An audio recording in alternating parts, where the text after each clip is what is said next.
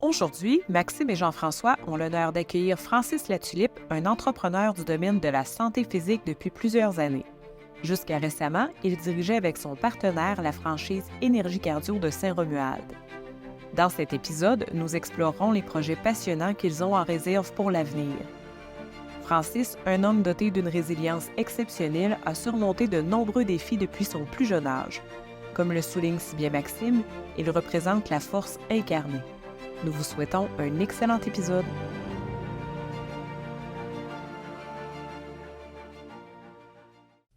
Salut! Ça commence tout le temps un peu. C'est ça, plaisant. Merci beaucoup, Frank, Francis. Yes. Francis Latulippe, un ami de hockey, en ce qui me concerne. Ouais. Papa de Matteo Latulippe, En plein ça. joueur étoile des Huskies M13 1. Oui, exact. Exactement. Un de nos scoreurs d'équipe. Écoute, moi, j'étais le coach assistant coach de son fiston, donc on a eu la chance de parler pas mal de business, Francis et moi, on se rejoint là-dessus. Ouais.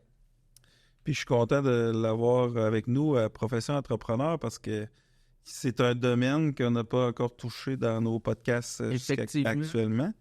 Puis ça a brassé quand même dans ce volet-là, surtout par rapport à son regroupement dans lequel il était, où il est à suivre. Ouais, exact. Mais donc, Francis Latulippe, propriétaire franchisé Énergie Cardio. Énergie Cardio Saint-Romuald. Oui. Pour encore quelques semaines. Merci beaucoup d'avoir accepté notre invitation. Allez, merci à vous deux. C'est un honneur d'être ici aujourd'hui. Je me sens privilégié d'être là. Ça fait plaisir. J'ai eu l'occasion de visionner quelques-unes de vos podcasts.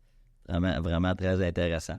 C'est gentil. Les derniers, là. On va passer à un autre bon moment ensemble. Oui, Merci beaucoup. Oui, c'est ça, dans le fond. Tu es le type parfait d'entrepreneur qu'on veut aussi recevoir, dans le fond, à la profession entrepreneur. Ouais. Je sais que tu as une histoire quand même, tu sais, business, puis tout ça, on en a déjà parlé un peu, mais une entreprise, donc, dans le domaine sportif, domaine du service. Les gyms, évidemment, il y a eu la saga Énergie Cardio récemment, mais il y a aussi eu une certaine pandémie mondiale il y a quelques années. Donc, les gyms n'ont certainement pas été épargnés. Fait que on a beaucoup de questions. On a beaucoup de questions. On va pouvoir travailler un peu là-dessus avec toi. Oui, on va avoir du contenu là-dessus. Yes. Premièrement, si tu veux nous dresser un peu... on aime beaucoup avoir un peu le portrait, l'enfance de l'entrepreneur. Francis, quand il était jeune, tu sais, qu'est-ce qui s'est passé? Il a fait quoi? Y a-tu des gens d'affaires ton entourage, dans ta famille? Oui, dans le fond, vous allez comprendre, j'ai un parcours pas mal atypique par rapport à bien des gens. En France, moi, j'étais un petit gars de Bellechasse, un petit gars de Saint-Veillier de Bellechasse. Dans le fond, j'ai été élevé à côté de la ferme de mes grands-parents. Fait que de 0 à 13 ans, c'est une enfance normale. Après ça, mon père est décédé à 13 ans. Mon père était commerçant d'animaux. Fait qu'il y avait déjà probablement un petit... business. Exactement, tu sais, c'est ça, exactement. Puis, même après commerçant d'animaux, à un moment donné, il est tombé malade, il a chopé un cancer, il en est décédé. Puis avant que ça arrive, il avait vécu une faillite en étant commerçant d'animaux, tout ça. Tu sais, la loi un peu comme la jungle un peu du prix, du marché, tout ça. Elle jette un troupeau d'animaux trop cher. Là, il se ramasse à nourrir, puis à payer pour ça. Puis à un moment donné, ceux qui ont prêté l'argent, là, eux autres veulent avoir le bille. Fait qu'en revend le troupeau d'animaux, mais tu l'as payé une pièce la livre, tu le revends à 50 cents la livre. Fait que ça, genre d'histoire de même. Puis après ça, après que ça s'est passé, il a fait une faillite personnelle, tout ça, on a subi ça. Puis après ça, il est parti, dans le fond, comme maraîcher, planter des champs de framboises. Qui juste à, mettons, les 2 ans avant qu'il décède, qui a fait grandir ça un peu. Fait que moi, je suis venu au monde, je suis grandi là-dedans. J'étais à la ferme, j'étais petit cul, j'avais 10, 11, 12 ans, j'accueillais les fraises, les framboises, tout ça. Partais le matin, c'était ma job le matin. Partais l'après-midi, je faisais du porte-à-porte de Saint-Vallier jusqu'à Rivière-du-Loup. On allait. Ça va une bonne marche, ça? Ouais. Non, il faut plus à chaque fois. Ça. Fait que, tu sais, j'ai été. Tu sais, aujourd'hui, quand je réfléchis à ça, là, quand on m'avait envoyé des questions par rapport au podcast, tu fais comme, OK, dans le fond, là, je suis comme me retrouver de où ça partait, sa fibre entrepreneur-là, tu sais, parce que j'ai vécu ça un peu. Fait que déjà là, il y avait quelque chose qui était semé probablement en moi, tout ça. Après ça, suite à son décès, dans le fond, moi, je suis une famille de 3 enfants. Dans le fond, j'avais 2 sœurs, puis ma mère. Fait que mon père est décédé. Là, après ça, j'avais 2 sœurs. J'ai une sœur handicapée qui est au monde avec la paralysie cérébrale. Après ça, ce qu'on a fait, c'est que suite au décès de mon père, à Saint-Vallier, donc pas de service pour ma petite sœur. Fait que ma mère prend la décision de déménager à Lévis. Fait que quand on déménage à Lévis pour avoir plus de services, tout ça, moi, les étés subséquents, dans le fond, qu'on est à Lévis, je continue, moi, à travailler sur la ferme de mes grands-parents. Parce que quand on déménage à Lévis, il faut comprendre que je déménage dans un des pires quartiers à l'époque, qui est Sainte-Louis-Fréchette, qui est encore un quartier qui est assez rough aujourd'hui, pour une famille qui vient de s'installer. Fait que les 3 étés suivants, je continue à aller travailler sur la ferme de mes grands-parents pour me ramasser de l'argent, pour aider ma mère à payer les études et pour m'acheter du stock d'entraînement. Parce que là, je développe la passion de l'entraînement à ce moment-là. J'ai peut-être à peu près 14-15 ans. J'achète mes premiers appareils. Kim, ça date pas d'hier. Non, c'est ça, exactement. Mais ça fait déjà plus de 40 ans. Puis, c'est ça, je me suis mis à réfléchir à ça. Puis là, à l'été de mes 14-15 ans, j'achète mes premiers on va dire, instruments d'entraînement. On restait dans les HLM, puis j'utilisais les lockers, j'appelle ça des cages à poules, dans le bloc, dans le bas des blocs. Puis ce que je faisais même, à un moment donné, là, je transforme le locker un peu en mon mini-gym, tu sais. Puis les étés subséquents, on rajoute d'autres entraînements. Je vais voir les locataires des autres pour leur demander s'ils n'utilisent pas le locker, je peux-tu le prendre parce que je vais agrandir. C'est une grosse expansion. Oui, exactement, c'est en plein ça.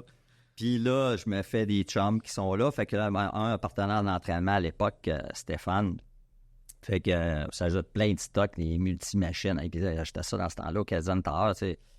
En 85, 86, 87, là, c'était très débutant, là, les poids en plastique avec du béton dedans. Fait que j'ai commencé là, mon entraînement là. Après ça, j'avais 2 sœurs. J'ai une sœur qui décède à Lévis. Elle se fait frapper par le dos. Fait que c'est ça. Fait que là, à travers de ça, ben là, ça devient comme mon échappatoire. L'entraînement puis le travail, tu sais. Fait que là, on est rendu en 86, ça, ouais, 86. Là, après ça, la première été, mon premier emploi à Lévis, quand je quitte, j'ai fait 3 ans à la ferme de mes grands-parents. Mon premier emploi à Lévis, pour les plus vieux, Québec 84, ça vous dit quelque chose? Les grands voiliers. Ouais. Fait que ça, c'était mon premier emploi officiel, là, dans le fond, payé par autre que mes grands-parents à ramasser des petits fruits, tu sais. Ça me permet encore de me racheter de l'équipement, tout ça, jusqu'au jour, à un moment donné, il y a un premier gym qui rouvre à Lévis. Le nom, à l'époque, je l'oublie, là. Fait qu'à l'âge de 18 ans, mes premiers balbutiements dans un vrai gym arrivent là. Fait que, tu sais, quand je vous dis que, dans le fond, quand je regarde aujourd'hui ce que je fais versus où j'ai parti, ça a tout un lien, ça a parti de la passion. C'est ça qui est le fun, des fois, ça rencontre On le voit après. On le voit pas après, on y pense, on se dit, ben oui, c'est vrai, c'est... Ouais. Mais, c'est ça. Fait que ça a été... puis, tu sais, moi, dans ce temps-là, on parle en 86-87, ma priorité, c'était l'entraînement. Tu sais, je suis dans un quartier défavorisé. J'étais fait des amis. Les amis, le soir, j'arrivais d'école. Les amis, ben, tu sais, il y avait des rassemblements. Les autres, ils se rassemblaient, allaient prendre un coup, allaient fumer. Ben, moi, j'allais m'entraîner. Puis après ça, j'allais les rejoindre. Ma priorité, c'était toujours... S'entraîner, puis tu mourras après. Exactement. C'est ça. Non, mais tu sais, fait que par défaut, ben, tu sais, t'es plus conscient. J'étais déjà sensibilisé, je vous dirais, à ça, tu sais. Puis en même temps, peut-être un peu en même temps, c'était comme mon médicament. C'était une soupape, là, ça te permettait d'évacuer. Oui, exactement, c'est un peu ça. Ouais. Tu poursuis tes études, tu étais à la polyvalente? Oui, je suis allé à la polyvalente de Lévis. J'ai fait drop-out en secondaire 5. En secondaire 5. Après ça, je suis allé sur le marché du travail rapidement. Je suis commencé à travailler. Premier emploi, je vous ai dit tantôt, pour emploi étudiant, c'était comme Québec 84, les Grands Voyers. On défrichait pour pouvoir faire des stationnements pour les futurs touristes, qui n'est pas arrivé finalement. Pour les millions de gens qui devaient. C'était un flop total. À Saint-Hyacinthe, il y avait des places de stationnement. C'était un flop total. La place où j'ai travaillé, je pense qu'il n'y a pas personne qui a utilisé ce stationnement-là. Mais c'est ça. Fait que à ce moment-là, quand je quitte l'école, ma mère m'a quand même, c'est surprenant, ma mère m'a quand même supporté là-dedans. Je ne sais pas si elle le fait je ne sais pas si elle était consciente dans ce temps-là. Tu sais, c'est pas comme aujourd'hui, quelqu'un dit aujourd'hui, drop l'école, tu fais comme, on va avoir une bonne conversation ensemble. Le gars m'annonce ça à secondaire 5, on va avoir une bonne discussion ensemble. Tu sais. Mais à l'époque, c'était comme ça, j'avais un peu hyperactif, j'avais besoin de travailler.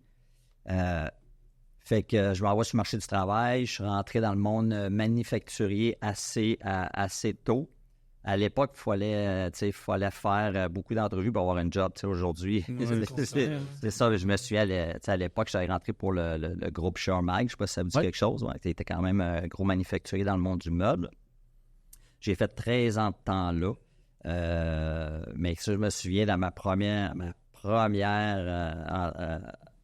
entrevue, avant que je fasse l'entrevue, je pense que je l'ai harcelé 5 fois. Puis à un moment, il me dit, c'est correct, là. Il dit, la prochaine fois, j'embauche quelqu'un, je promets que je t'apporte. Ouais. Puis finalement, il m'a appelé, puis j'étais là 13 ans de temps, puis j'ai tout gradué les échelons. Je suis rentré là comme un simple employé sur la ligne de montage. Mon objectif, ça devenait contre-maître. J'ai fini contre-maître. Puis, quand je suis arrivé au bout de ça, après ça, ils ont acheté une autre usine à Granby. Ils m'ont promu directeur là-bas du département, tout ce qui est transport, réception, expédition. Fait que je suis arrivé là, c'est une usine qui était une vieille usine. J'étais responsable d'en faire tout le layout de l'usine au complet pour tout le transport. Puis, ça a duré 2 ans. Quand j'ai fini ce projet-là, m'est venue l'opportunité de fonder l'ouverture de la 2e succursale qui est de Maxiform Fitness, qui aujourd'hui est un compétiteur à nous. Mais c'est quand même des bonnes personnes, des bons amis à qui je parle encore de temps en temps. T'sais. Fait qu'en 99, je quitte mon emploi à ce moment-là à Granby du groupe Shermag.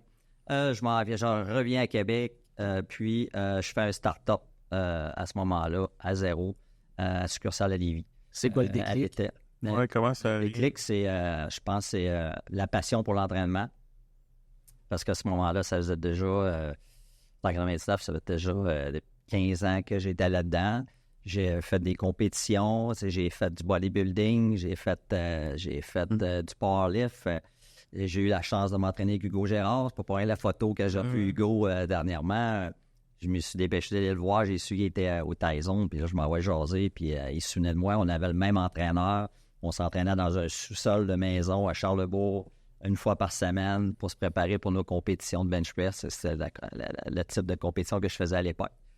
C'est quelque chose qui avait toujours cheminé dans ta tête? Parce que tu sais, dans le fond, tu as transformé la passion en entreprise. Oui. C'est pas tout le monde qui réussit à le faire non plus. Non. C'est un déclic à un moment donné ou c'est quelque chose que tu t'es toujours dit, à un moment donné, je vais vivre de ça?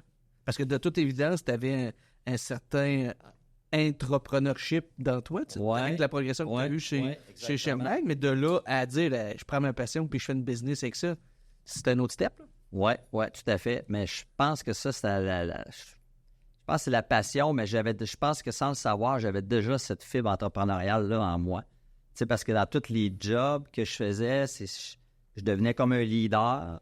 Tu sais, que ce soit, mettons, quand j'ai été les 13 ans chez Shermag, que ce soit, j'ai été 2 ans dans les bars, ou que ce soit peu importe les jobs que j'ai faits avant, je voyais ça, je me disais, je me voyais, là, je m'en souviens quand on a eu les premières conversations pour ouvrir la succursale, je voyais ma passion là-dedans, puis je me voyais ouvrir d'autres choses, puis je me voyais grandir là-dedans. T'sais. Comme si les braises avaient tout le temps été là, il suffisait exactement. Quelque chose. Tu te penser que dans ma fibre entrepreneuriale, je viens de repenser, avant qu'arrive cette start-up-là en 99, dans les années 92-93, je me suis associé avec quelqu'un, j'ai ouvert qui s'appelle un magasin de ballons. Ça s'appelait la Ballonnerie.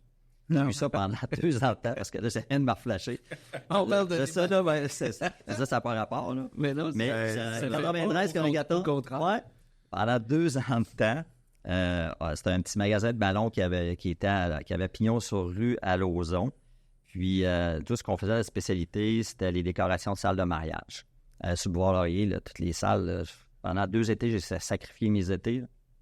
On faisait des décorations tous les samedis. On allait dans ces années-là, début 90, milieu 90, c'était à la mode, les ballons, les centres de table en ballon. Je ne sais pas si ça l'est encore aujourd'hui. Ça fait longtemps que je suis pas allé dans un mariage. Là. C'est en train de revenir. Ah ouais, c'est en train de revenir. Je vais m'en repartir. T'as-tu gardé le nom? Mais j'ai encore mon petit catalogue chez nous, puis je montre ça à mes belles-filles, puis je montre ça à mon gars, puis à la fille, puis ils trouvent ça drôle. Puis je me souviens, à l'époque, mettons, pour Pâques ou pour des anniversaires, je me déguisais à Pâques, je me déguisais en lapin. J'allais porter des bouquets de ballons dans un restaurant, quelqu'un qui m'avait payé pour ça parce qu'il voulait remettre un bouquet de ballons à quelqu'un. Là. Ben, j'ai fait ça pendant 2 ans de temps. Fait que, à quelque part, encore là, je voyais comme une opportunité de faire un peu de sous avec ça. On allait dans les foires. À ce moment-là, il y avait des bracelets, qu'on vendait, mettons, des drapeaux du Québec quand c'était la fête de la Saint-Jean, de la fête du Canada. J'allais faire ça, c'est plein. À ce moment-là, j'achetais un paquet de stock avant, puis on allait vendre ça là, puis on allait distribuer ça là. Fait que, ouais, c'est une petite parenthèse d'un autre moment. Il y a définitivement un entrepreneur. Mais c'est ça que moi, j'aimerais avoir ton avis. On dirait que tu l'as dit, là, mais comme inné en toi, tu sais que dans le fond, tu as revenu instinctivement à partir de quelque chose. Ou si, quand, mettons, tu travailles chez Shermag, ça s'appelle, pendant 13 ans, est-ce que à chaque jour, chaque semaine, tu sais, je suis tanné d'être là, en parenthèse, mais il faut que je parte ma business, ou tu sais, c'est le flow des événements qui a fait à un moment donné, puis bang, mais tu l'avais toujours en dedans de toi? Ouais, je suis pas de nature à dire travailler à un endroit, je travaillais à un endroit puis dire je suis tanné d'être là parce que dans ma tête à moi, je me dis dans la vie, tu as toujours le choix. Mm-hmm. Fait que tu sais, la journée où tu es plus heureux à un endroit, pose l'action changer d'endroit. C'est juste que j'étais là, tant que je me sentais valorisé. Oui, exactement. Tant que j'étais là, puis tu sais, j'étais pas le gars à faire son 8 à 5, puis à 5 heures, j'étais parti. J'étais probablement à des employés qui faisaient le plus d'overtime possible, puis que je cherchais toujours à travailler, puis à faire avancer dans le business. Tu sais, mettons, à l'époque, mettons, je travaillais dans l'entrepôt, j'étais responsable, ben, j'étais tout le temps en train de faire évoluer le département, on va dire ça comme ça. Tu sais, j'étais jamais satisfait de ce qu'il y avait. Comme si tu avais une certaine vision. Exactement, identique à ça. D'ailleurs, c'est un peu ça quand on va parler plus tantôt dans le business que je suis là, parce que, tu sais, dans le fond, là, aujourd'hui, j'en suis propriétaire, mais avant d'être propriétaire, j'ai été quand même 10 ans gestionnaire, directeur, mais je l'ai toujours opéré comme si c'était à moi. Parce que, dans le fond, j'ai vécu ça dans le passé. Tu sais, à l'époque, chez Maximum, quand j'ai fait le start-up, je l'ai eu quand même de 99 à 2005. Tu sais, je l'ai eu pendant 6 ans de temps. Fait que j'ai su, tu sais, Ça, comment ça se passe? C'est-tu... c'est rough. Il n'y a rien de facile, là, mais tu sais, c'est ça. Tu vas passer en 99, au mois de mars. Cet été-là, il y en a qui s'en souviennent peut-être pas, mais moi, je m'en souviens comme c'était hier. C'est un des plus bels étés qu'on a eu au Québec. Côté de température, chaleur, tout ça. L'été commence, je te dirais, fin mars, il fait déjà du 20 degrés. C'est incroyable. Puis c'est dur à amener le monde bien sale. Ben oui, c'est ça, exactement. Toi, t'es un nouveau. Fait que les 2 premières années, ça a été rough. Tu sais, je calculais pas mes heures. Tu sais, la seule journée de congé que j'avais, c'était le dimanche après-midi. Mm-hmm. Fait qu'en 99, puis à travers de ça, en 2000, vient la naissance de ma fille. Et boy, ça aide pas pour non, en start-up. Non, exactement. Tu sais. Ben, ça n'a pas aidé à ma relation non plus à ce moment-là. Fait qu'une première séparation qui arrive avec cette business-là, avec la mère de ma fille à ce moment-là. Puis, fait qu'après ça, 2001, tranquillement, pas vite, là, ça se replace. Puis après ça, on réussit quand même à mettre la business sur le droit chemin, là, tu sais. Mais les 2 premières années, là, tu sais, quelqu'un qui fait un start-up là, puis qui pense qu'il va avoir du 8 à 5 puis qu'il va être chez eux tous les soirs, là. Ouais, t'es juste pas à la bonne place. Tu dis, Francis, tu parti ça, t'étais-tu tout seul? Non, je suis parti ça avec ce moment-là, les 2 associés, qu'eux autres avaient déjà une succursale à Sherbrooke. Qui détenait l'autre, là. Oui, exactement, c'est ça. Ouais, exactement, c'est ça. Fait que, puis c'est ça. Puis, tu sais, dans le fond, quand il arrive en 2005, ben, à un moment donné, je peux dire, en affaires, c'est un peu comme en amour. À un moment donné, quand tu prends des chemins différents, des visions différentes, ben, t'es mieux d'arrêter ça là, puis partir de ton côté, puis continuer à évoluer, sinon tu vas être malheureux. Oui, ça sert à rien. Non, exactement, c'est ça. Fait qu'à partir de ce moment-là, je quitte en 2005, je retourne, je prends un été pseudo-off, à l'automne, je retourne dans un poste de gestion. J'ai fait 2 entreprises, un poste de gestion directeur encore dans mon domaine manufacturier. Je suis revenu comme dans les anciennes amours, encore au niveau réception, expédition pour les gros fournisseurs à Québec. Puis, entre-temps, à ce moment-là, là, il y a un Énergie Cardio qui rouvre à l'époque, c'est avec Jean-Pierre Côté. En 2005, en 2005, à l'automne 2005, lui, il arrive, il rouvre. Fait qu'on s'assoit ensemble pour regarder, pour avoir la possibilité de pouvoir s'associer, tout ça. Mais moi, je viens de vendre. Fait que, chose de ça des avocats, c'était pas la meilleure chose. C'était peut-être pas la meilleure chose à faire. Dans le même domaine, tout ça. C'est quoi ton état d'esprit à ce moment-là? Tu sais, tu sors de là en 2005, dans ta tête, c'est un échec? C'est-tu l'entrepreneuriat, c'est pas fait pour moi? Non. Non, pas c'est, regarde, c'est une belle expérience. Là, je prends un peu de temps, mais... Juste la fin d'une histoire. Ouais, exact. Un chapitre. Oui, c'est un chapitre, je vais vous dire, parce que pendant mon ascension de 99 à 2005, je fais un retour à l'école. Je fais un retour à l'UQAR. Faire un certificat en administration que j'ai fait pendant ces années-là. Parce que là, en rentrant, comme en faisant un start-up comme entrepreneur, ben, tu réalises que tu as des lacunes, tu sais, fait que tu as besoin d'aller te chercher des outils, tu sais, pour pouvoir t'aider, que ce soit les ressources humaines, que ce soit la comptabilité, pour avoir une vue d'ensemble dans laquelle tu as marketing, finance, administration, ressources humaines, tout ça. Fait que pendant ces années-là, je retourne là en 2001 à peu près, de 2001 à 2006-2007 que j'ai fait mon certificat. Fait que je retourne faire ça, fait que... Puis là, ben, quand tu es là, ça t'allume encore plus parce que tu découvres encore plein de choses. Ou des facettes que t'aimes. Ben oui, exactement. Fait que ce qui fait que quand je quitte en 2005, ben dans ma tête à moi, ce n'est que partie remise. Je veux juste faire prendre un recul, puis dire, bon, OK. Puis la preuve, c'est que j'ai essayé à ce moment-là de me partir. Je cherchais une franchise Énergie Cardio à l'époque.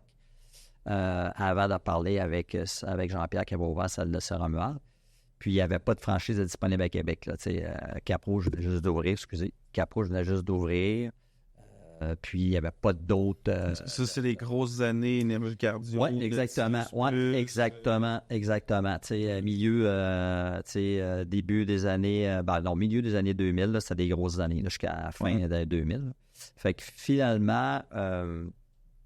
finalement, en 2005, on s'assoit. Finalement, je dis, bon, OK, ça marche pas. Fait que je m'en vais faire autre chose pendant 2 ans. Mais pendant ces 2 ans-là, Jean-Pierre me rapproche. À moi, 6 mois après, pour prendre le poste de direction. Je me rassois, on s'encadre. Non, c'est encore trop tôt. Fait que je laisse passer 1 an. Ça a pris comme 3 fois avant que je réussisse à avoir le poste de direction. Parce que la première fois, ben c'était trop tôt. Avec tu viens de quitter une entreprise dans le même domaine, fait que tu risques de mettre les anciens partenaires à dos, les avocats, tu ne veux pas embarquer là-dedans, fait que c'est correct. Après ça, 6 mois après, je ne me souviens plus exactement, c'était pour une autre raison. Puis la 3e fois, ben elle m'offre le poste de directeur, mais cette fois-ci, c'était pour la succursale de Pintendre à l'époque. qu'il y avait à Saint-Canada. Puis, fait que là, ça m'intéresse à moi, mais je dis oui pareil. Puis, entre-temps, ben, le directeur de la succursale de Saint-Romuald quitte. Fait que finalement, je me ramasse par défaut dans la succursale de Saint-Romuald. Fait que là, pars avec ça. Mais tu sais, dans ma tête à moi, je me dis, bon, là, je rentre dans la grande famille, mais avec l'objectif premier que c'est sûr qu'un jour, je vais requérir cette franchise-là. C'est sûr et certain. Parce que tu reviens comme employé au départ. Oui, comme directeur. Oui, exactement, c'est ça. Exact, comme directeur. Fait que j'arrive là en 2008, moi, dans le fond. Oui, c'est en 2008, finalement, que je suis arrivé là. Puis, finalement, on a déménagé cette succursale-là en 2013 dans l'endroit où on est présentement. Fait que ça, c'était un beau projet. Puis, entre-temps, entre les deux, ben, on a fait comme 2 bonnes rénovations dans l'ancienne succursale, qui était l'initiative de ma part un peu, encore mon côté entrepreneurship. Entre-temps, je me suis juste pour dire, dans le fond, un peu le côté leader ou entrepreneur que j'ai, ben, je me suis fait une autoconstruction là-dedans. C'est une grosse maison 2011, 2012. Hein. Fait que, comme besoin tout le temps de défis, puis, fait que, avant de faire le déménagement de la nouvelle succursale. T'sais. Fait que 2013 arrive, on déménage la succursale, on part d'un 11 000 pieds carrés où ce qu'on était sur la rue de la Concorde, on s'en va dans un 25 000 pieds carrés où ce qu'on est présentement sur... 25 000 pieds carrés. 24 500 pieds carrés sur 2 étages. C'est incroyable. Oui, méchant projet. Là, tu as eu un petit homme là-dedans aussi. Oui, en même temps. Exact. Pas mal les mêmes années que nous. Exact. Ça, d'autres ont pas de d'intro. Ouais. Fait que j'ai pas compris mon expérience de 2000. Fait qu'en 2012, je construis la maison en 2012. 2013, je déménage le gym. C'est comme une autre construction parce que ce gym-là, dans le fond...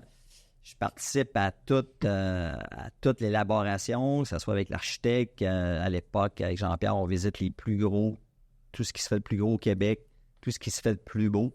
Puis là, tu vas chercher... Le plus partout. Oui, exactement. Puis ce que tu veux pas avoir, tu mets ça sur papier, tu mets ça sur plan, puis après ça, tu transposes ça physiquement dans les lieux où on est. Puis après ça a lieu le déménagement. Puis je rappelle, 6 mois, peut-être même pas, 1 an avant, j'ai juste de finir de construire une maison dans laquelle j'ai dû mettre 1000 heures pendant 1 an en plus de... Pour la construire, mais pas pour y habiter. Ah, c'est ça, tu sais. J'ai habité 2 ans, là, mais... Oui, mais en même temps que tu fais le déménagement de la business... Le déménagement, j'ai fait tout de suite après. C'est du temps pas mal. Là. Ah, c'est... Nous autres, c'est pas du service comme nous, on peut l'en faire un peu de partout. Ouais. On peut travailler de la maison facile, mais toi, faut que tu sois... le monde n'ira pas. Il faut que tu sois au gym, c'est plate, mais. Oui, exact. C'est ça. Tout le temps sur place. Oui, exactement. C'était physique.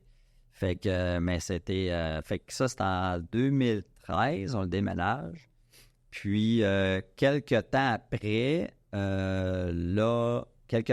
on fait des premières. On est en 2015-2016. À ce moment-là, on approche Jean-Pierre, qui était notre ancien associé à l'époque, avec mon associé de maintenant, Olivier Leblanc, qui, soit dit d'ailleurs, que moi, j'ai été embauché le 1er septembre 2008. Puis, un de mes premières embauches, ça a été Olivier, que j'ai embauché le 1er octobre 2008. Qui aujourd'hui... tu es associé avec aujourd'hui. C'est mon partenaire aujourd'hui. Okay. Exactement. C'est bon. C'est même, malgré nos différences d'âge, on s'entend à merveille, on a des forces... totalement différentes, puis on se complète à la merveille.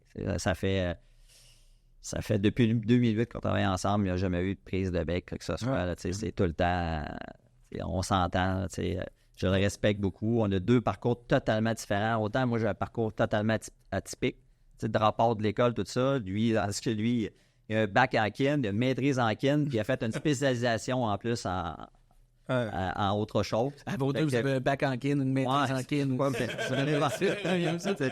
Mais tu sais, c'est vraiment complémentaire. Fait qu'il y a une première approche pour acheter la succursale à ce moment-là en 2015-16.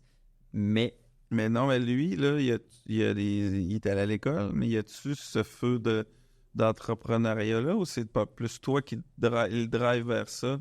Aujourd'hui, je pense qu'aujourd'hui, le développer... À ce moment-là. Ouais, à ce moment-là, c'est peut-être plus moi qui l'a. Puis quand je l'approche, je peux lui dire que, je me souviens plus, on était en 2016 à peu près, peut-être. Quand je l'approche, je peux dire, moi, j'ai un intérêt à requérir l'entreprise, mais je peux pas faire ça tout seul, c'est beaucoup trop gros. Ouais, c'est beaucoup trop gros. On est près de 40 employés, puis la surface, puis le membership. Fait que, je pense qu'à ce moment-là, j'ai éveillé en lui quelque chose. Peut-être qu'il l'avait déjà. Fait que lui, il n'a pas réfléchi bien longtemps. En fait, il a fait comme, ça faisait déjà 2008, on était en 2000, à peu près déjà 10 ans qu'on travaillait ensemble. C'est ça. Puis, on était tout le temps restés quand même assez proches, même si, à un moment donné, il a dû aller étudier à l'extérieur. On est resté en contact, puis tout ça. Puis quand il est revenu, je l'avais rembauché à l'époque comme il est parti d'entraîneur, entraîneur-chef adjoint, entraîneur-chef après ça.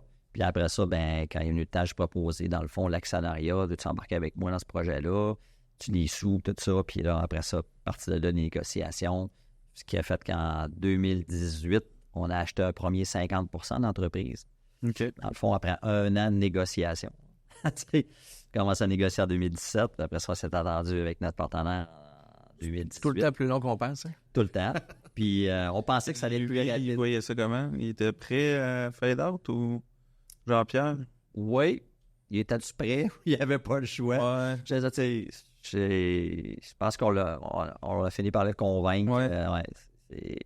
Il y avait deux bons partners avec lui. Il y avait deux bons employés. Puis en plus, ils veulent me racheter, fait que je suis comme... Oui, exact. C'est pour ça que ça a pris 1 an. On a fallu s'entendre, dans le fond. Aujourd'hui, d'accord avec ça, on s'est fait un cadeau mutuellement. Ouais. Il nous a aidés, dans le fond, à requérir cette entreprise-là. Puis nous autres, on l'a aidé aussi.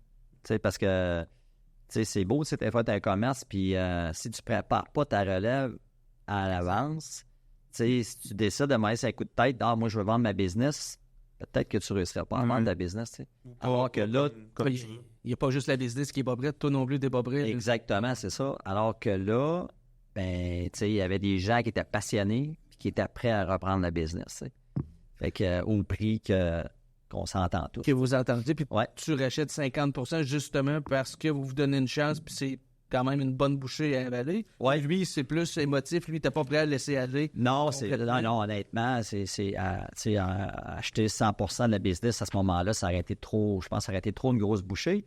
Puis aussi, dans le fond, Jean-Pierre, à l'époque, on l'a utilisé comme mentor aussi là-dedans, parce que dans le fond, à partir du moment qu'on l'a racheté à 50%, il y a comme un transfert de connaissances qui se fait, tout le côté qu'on n'avait pas à s'occuper. L'arrière-scène des autres. Oui, c'est ça, exactement. Même si j'étais quand même très près de cette arrière-scène-là, parce que moi, en étant directeur, Jean-Pierre, à l'époque, il n'y avait pas vraiment de cachette, étant donné que j'étais un ancien entrepreneur, puis il voyait un peu, moi, comment un peu je fonctionnais. J'étais une personne authentique, puis que je suis hyper transparent. Il a toujours été hyper transparent en notre égard, mais envers moi, même comme quand j'étais directeur.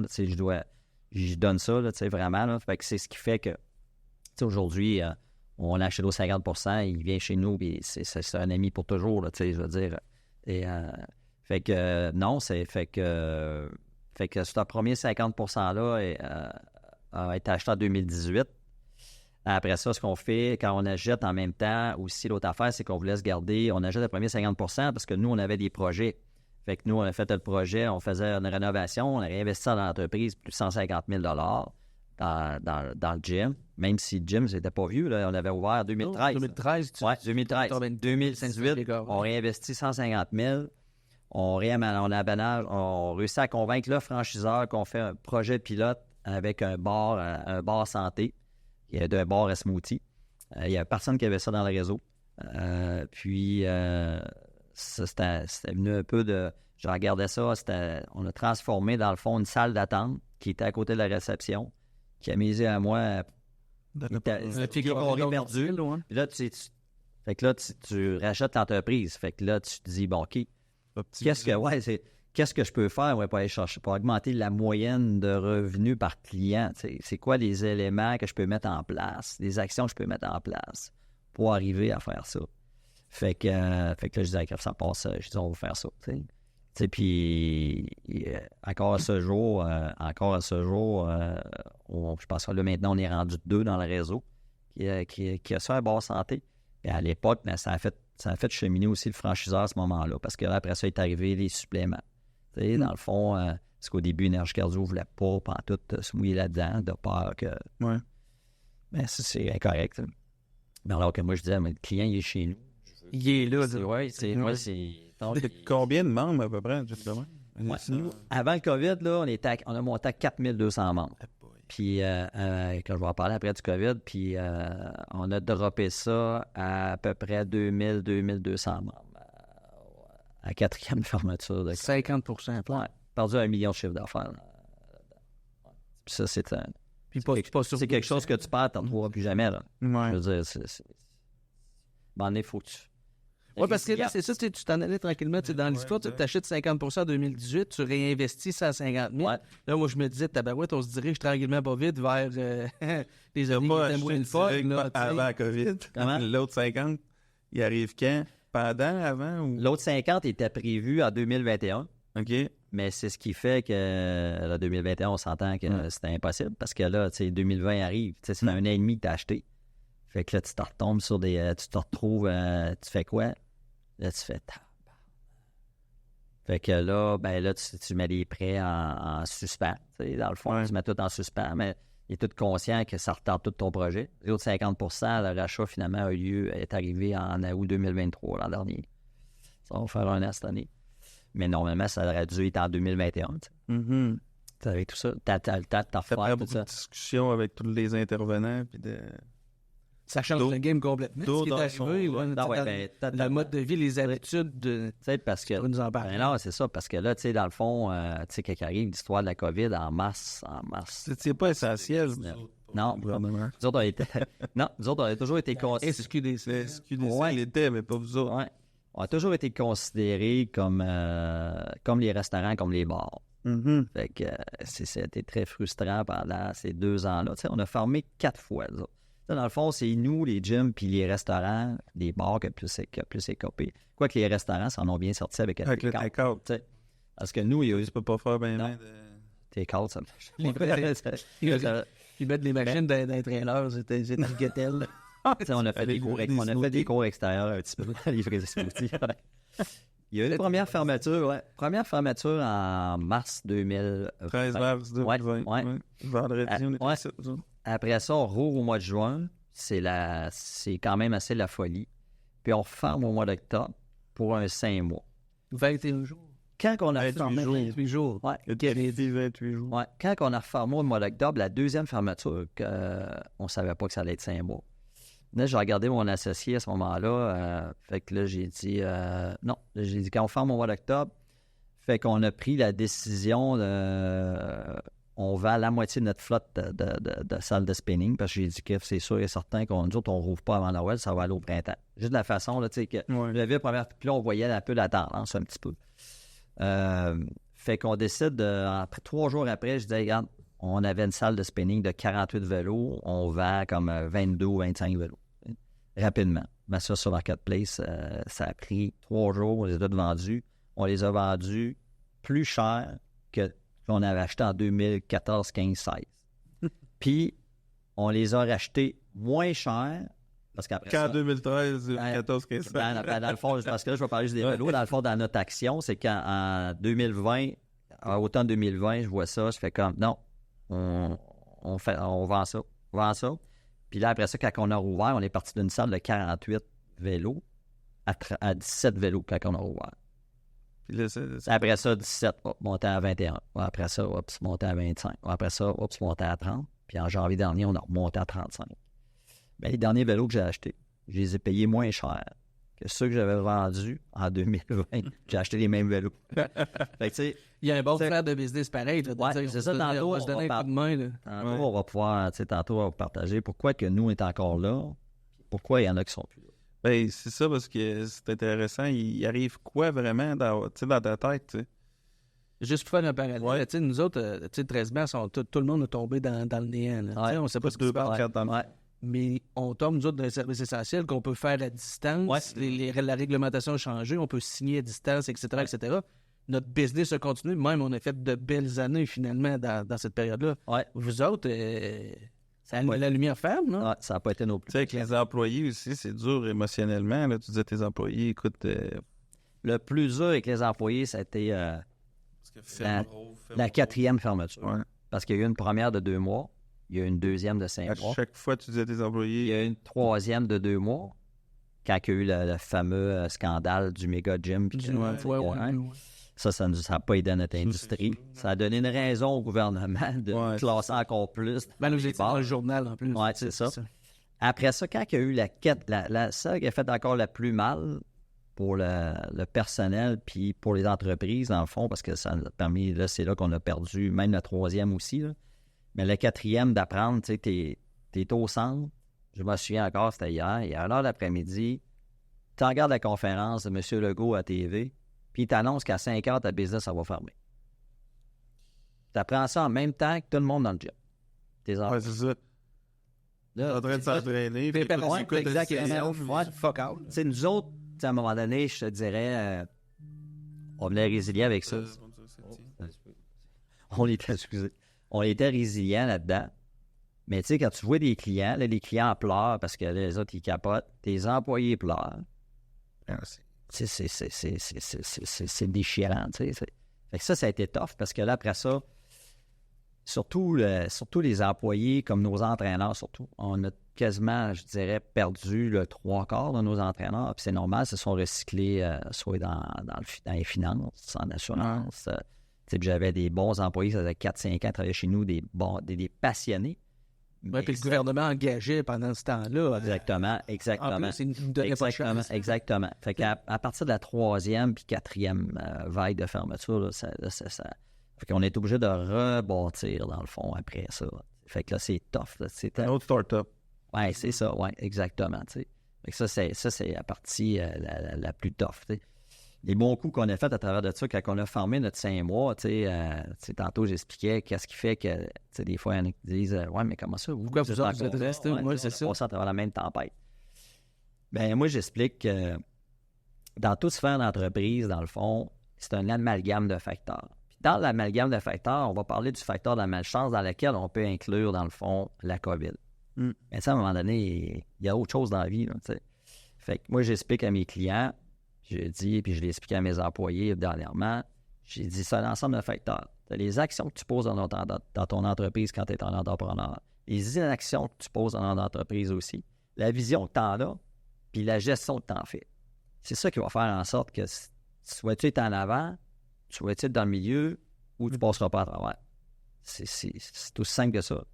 T'sais, là, je parle de gym parce que c'est ce qui me concerne, mais c'est bon dans le milieu, à moi, dans tout style d'entreprise. Puis ce que je disais, quand j'expliquais aux employés, j'ai dit, nous autres, en 2020, en octobre, quand on a fermé, là, 5 mois, là, ben, moi, je continuais à aller à mon gym avec mon partenaire. Là, à tous les jours, j'étais au gym. On a repeinturé le centre au complet. On l'a rénové. J'ai vendu les plus vieux appareils que j'avais cardio. Là. Je les ai vendus au fort du prix. Parce que tout le monde voulait avoir un appareil cardio. Parce que là, puis il n'y en avait plus de production. Exactement. Puis puis en même temps, on voyait ce qui s'en est. Je savais que ça allait prendre la distanciation, tout ça. Ben ça, je sais, c'est de la vision, c'est des actions qu'on a posées. On a même vendu un circuit musculaire au complet. J'ai loué un truck. J'étais allé le porter à Valleyfield pour pouvoir me donner de l'espace nécessaire dans mon centre après pour que quand prévoir la prochaine ouverture, ben, que j'allais avoir mon 2 mètres de distanciation partout. T'sais. Bon, on a tout fait ça pendant ça. Et quand les gens sont rentrés, puis ils voyaient qu'il y avait eu un environnement qui avait changé. Alors que... Ça a été proactif. Oui, alors que il y a des gens qui, eux autres, ils ont juste mis la clé dans la porte. Puis 5 mois après, ils ont rouvert la porte. Mais qui n'ont rien changé. Peut-être qu'aux des premières semaines, ça ne change rien dans le business, mais ça te rattrape vite, ça. Ben, à moyen terme, ça te rattrape. Ça te rattrape vite. Alors que, ouais, dans le fond, là, tu fais ces changements-là, puis après, j'ai le même nombre d'appareils que j'avais avant, sauf que j'ai racheté des appareils, encore moins chers OK, ceux que j'ai vendus. Est-ce que les habitudes de vos membres ont changé? Tu disais tantôt que votre membership a coupé à peu près de 50%. Oui, totalement. Totalement. Les habitudes de ces gens-là ont changé aussi? Oui, totalement. Parce que il faut que tu t'adaptes à ça. Oui, parce que notre gouvernement là, a déconditionné nos membres, nos clients, à dire que s'entraîner dans un gym, c'est dangereux. Oui. Alors qu'on le sait, c'est tough conditionner. Moi, je suis quelqu'un qui soit passionné, là, puis je m'entraîne nombre X de jours par semaine. Là. Puis ça arrive des journées que ça ne me tente pas d'y aller. Là. Fait que quelqu'un, là, tu sais, que lui, son habitude, c'est de venir s'entraîner 2 fois semaine. Là. Ben, ça prend pas grand-chose pour le faire changer de track. Fait que oui, ça a changé du tout au tout. On l'a vu, cet achalandage. Je suis passé d'un achalandage.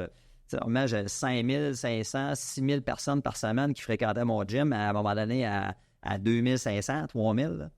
Là, je suis revenu à pas encore où j'étais. Je suis à 4500, 5000 par semaine. T'sais. Cet hiver, je regardais. Mais ça... Mais comme tu disais, Max, tantôt, c'est pratiquement une nouvelle entreprise. Ce que vous avez fait pendant la fermeture, vous avez... On se prépare à repartir d'une autre façon. C'est comme un nouveau start-up. Un nouveau message à passer, parce que là, il faut que tu ramènes le monde dans les gyms. Oui, parce que c'est exactement. Exactement. Excusez, ça peut... Je sais. Juste fermer ça complètement. On n'est pas live pourtant, fait que ça doit pas être quelqu'un qui a vu ce que tu as entendu ce que tu as dit. C'est pas d'avocat qui appelle. C'est une fausse alarme. Oui, là, c'est... Puis est-ce que, suite, dans le fond, tu sais, là, tu dis, on a passé avant COVID, mettons, à 4000, on avait 4200 membres avant COVID. Membres, là, tu es, mettons, à 2500, 2000. On a descendu à 2000 membres, là, on est à... Mais est-ce que tu as trouvé, tu trouves-tu ton bonheur là-dedans? Dire, oui. Finalement, à 2005, si j'augmente ça, je vends des smoothies, je vends des suppléments, je fais ça. Je te dirais, ça va faire réaliser que je n'aimerais pas revenir aux chiffres où on était dans la plus intense. C'était comme les gros gyms de Maxiform, puis les bâtons comme trop. Plus les low cost de ce monde, les low cost de ce monde qui ont besoin de 5-6 000 membres parce qu'ils n'ont pas le choix, c'est le modèle d'affaires. C'est moins cher. Oui, exactement. Toi, tu n'es pas là-dedans là, avec un beau gym de même que tu t'occupes comme si c'était... Parce que tu sais, tu as encore 24 500 pieds carrés. Exactement. Tu as 2 fois moins de membres. Oui, exactement. Il faut que tu en vendes plus. Oui, c'est ça. Mais ce que ça a fait la COVID, c'est qu'avant la COVID, le franchiseur à ce moment-là, on essayait de se battre contre les low cost. Fait qu'on essayait il essayait d'avoir une guerre de prix, ce qui n'était pas le cas. T'sais. Dans le fond, tu as les low cost, tu as les gyms de luxe, puis il y avait comme nous autres qui étaient entre les deux, puis là, on essayait de s'en aller vers le bas. Mais c'était pas notre modèle d'affaires. Fait que c'est ça. Oui, exactement. Fait que ce que ça a fait, c'est qu'après le COVID, on en a profité, puis on a tout de suite réajusté des prix. Vers la hausse. Fait qu'on est revenu. Oui, exactement. T'sais. Puis ça a permis justement qu'avec moins de membres, d'arriver avec des chiffres qui sont satisfaisants puis que tu peux sortir la tête de l'eau. Parce que sinon, tu t'en vas direct dans le mur. C'était pas juste. De renégocier un achat de 50% en 2023, on base ça sur quoi? Là? Parce que là, l'historique est un peu mêlé. Oui, ça, c'est dans le fond, il faut que tu te réinventes, t'apportes ton offre de service, puis démontrer que, dans le fond, tu es un leader, dans ton domaine, tu n'as pas le choix, ça passe par ça, puis par les employés aussi. Oui, tantôt, je parlais qu'on a perdu, beaucoup d'entraîneurs, mais la beauté de la chose, c'est que j'ai pas perdu de mémoire aucun instructeur de cours en groupe. Puis les services clientèle, tout le monde était resté là quand même. Les plus vieux, tout le monde est resté là. On est proches. Je dis qu'on est une grande famille chez nous, chez Énergie Cardio à Saint-Lambert. On est proche de nos employés. Il y en a qui, malheureusement, je ne peux pas rien faire. C'est ce qui arrive. Puis il faut juste que tu sois ouvert, prêt à accueillir sa décision de quitter, puis que tu comprennes, puis tu sois résilient avec ça. Tu te dis, bon, après ça, qu'est-ce qu'on peut faire de différent pour que... Mais ça, c'était dur de se battre contre ça. C'était de se battre contre les décisions du gouvernement. Tu ne peux pas me battre contre ça. T'accueilles, sois résilient là-dedans. Puis moi, dans ma philosophie, c'est de dire, peu importe ce qui arrive dans la vie, derrière chaque nuage, chinois soit-il, il y a toujours une face ensoleillée. Focus sur cette partie-là. Puis pose des actions. puis le reste va suivre. Ta question était-tu plus Ben là, c'est ça. sur le rachat? En 2023, tu dois racheter ton associé, mais la vie est complètement différente de ce que tu avais. Tes paramètres financiers d'achat. Oui, ça a été... Pourquoi ça a pris, ça aussi, ça a pris 1 an parce qu'on a commencé une négociation en 2022. C'est une nouvelle négo, là. Ben, c'est pas une nouvelle négo avec celui que tu achètes, c'est une nouvelle négo avec les institutions financières. Ouais. Mais avec lui, c'était canné, fait que c'était le même. Exactement. Lui, il savait, tu sais, c'est ça, on avait un prix, ça, il n'y avait rien qui t'a changé là-dedans. C'était avec tes nouveaux états financiers qui sont quand même hypothéqués pas mal. On va dire différents. Ouais. Fait que là, de convaincre, dans le fond, des institutions financières, de dire, bon, ben, regarde, bingo, à de l'avant. Fait que... ça, c'est une bonne langue. Ça, c'est après un bon speech là-dessus. Puis il y a des choses que tu ne contrôles pas non plus. Tu sais, on est arrivé là-dedans, puis ça a super bien été les premiers mois, puis à un moment donné, les derniers mois, ça s'est corsé parce qu'un des partenaires financiers, on ne comprenait pas pourquoi, c'était plus long. On a eu notre réponse en février dernier.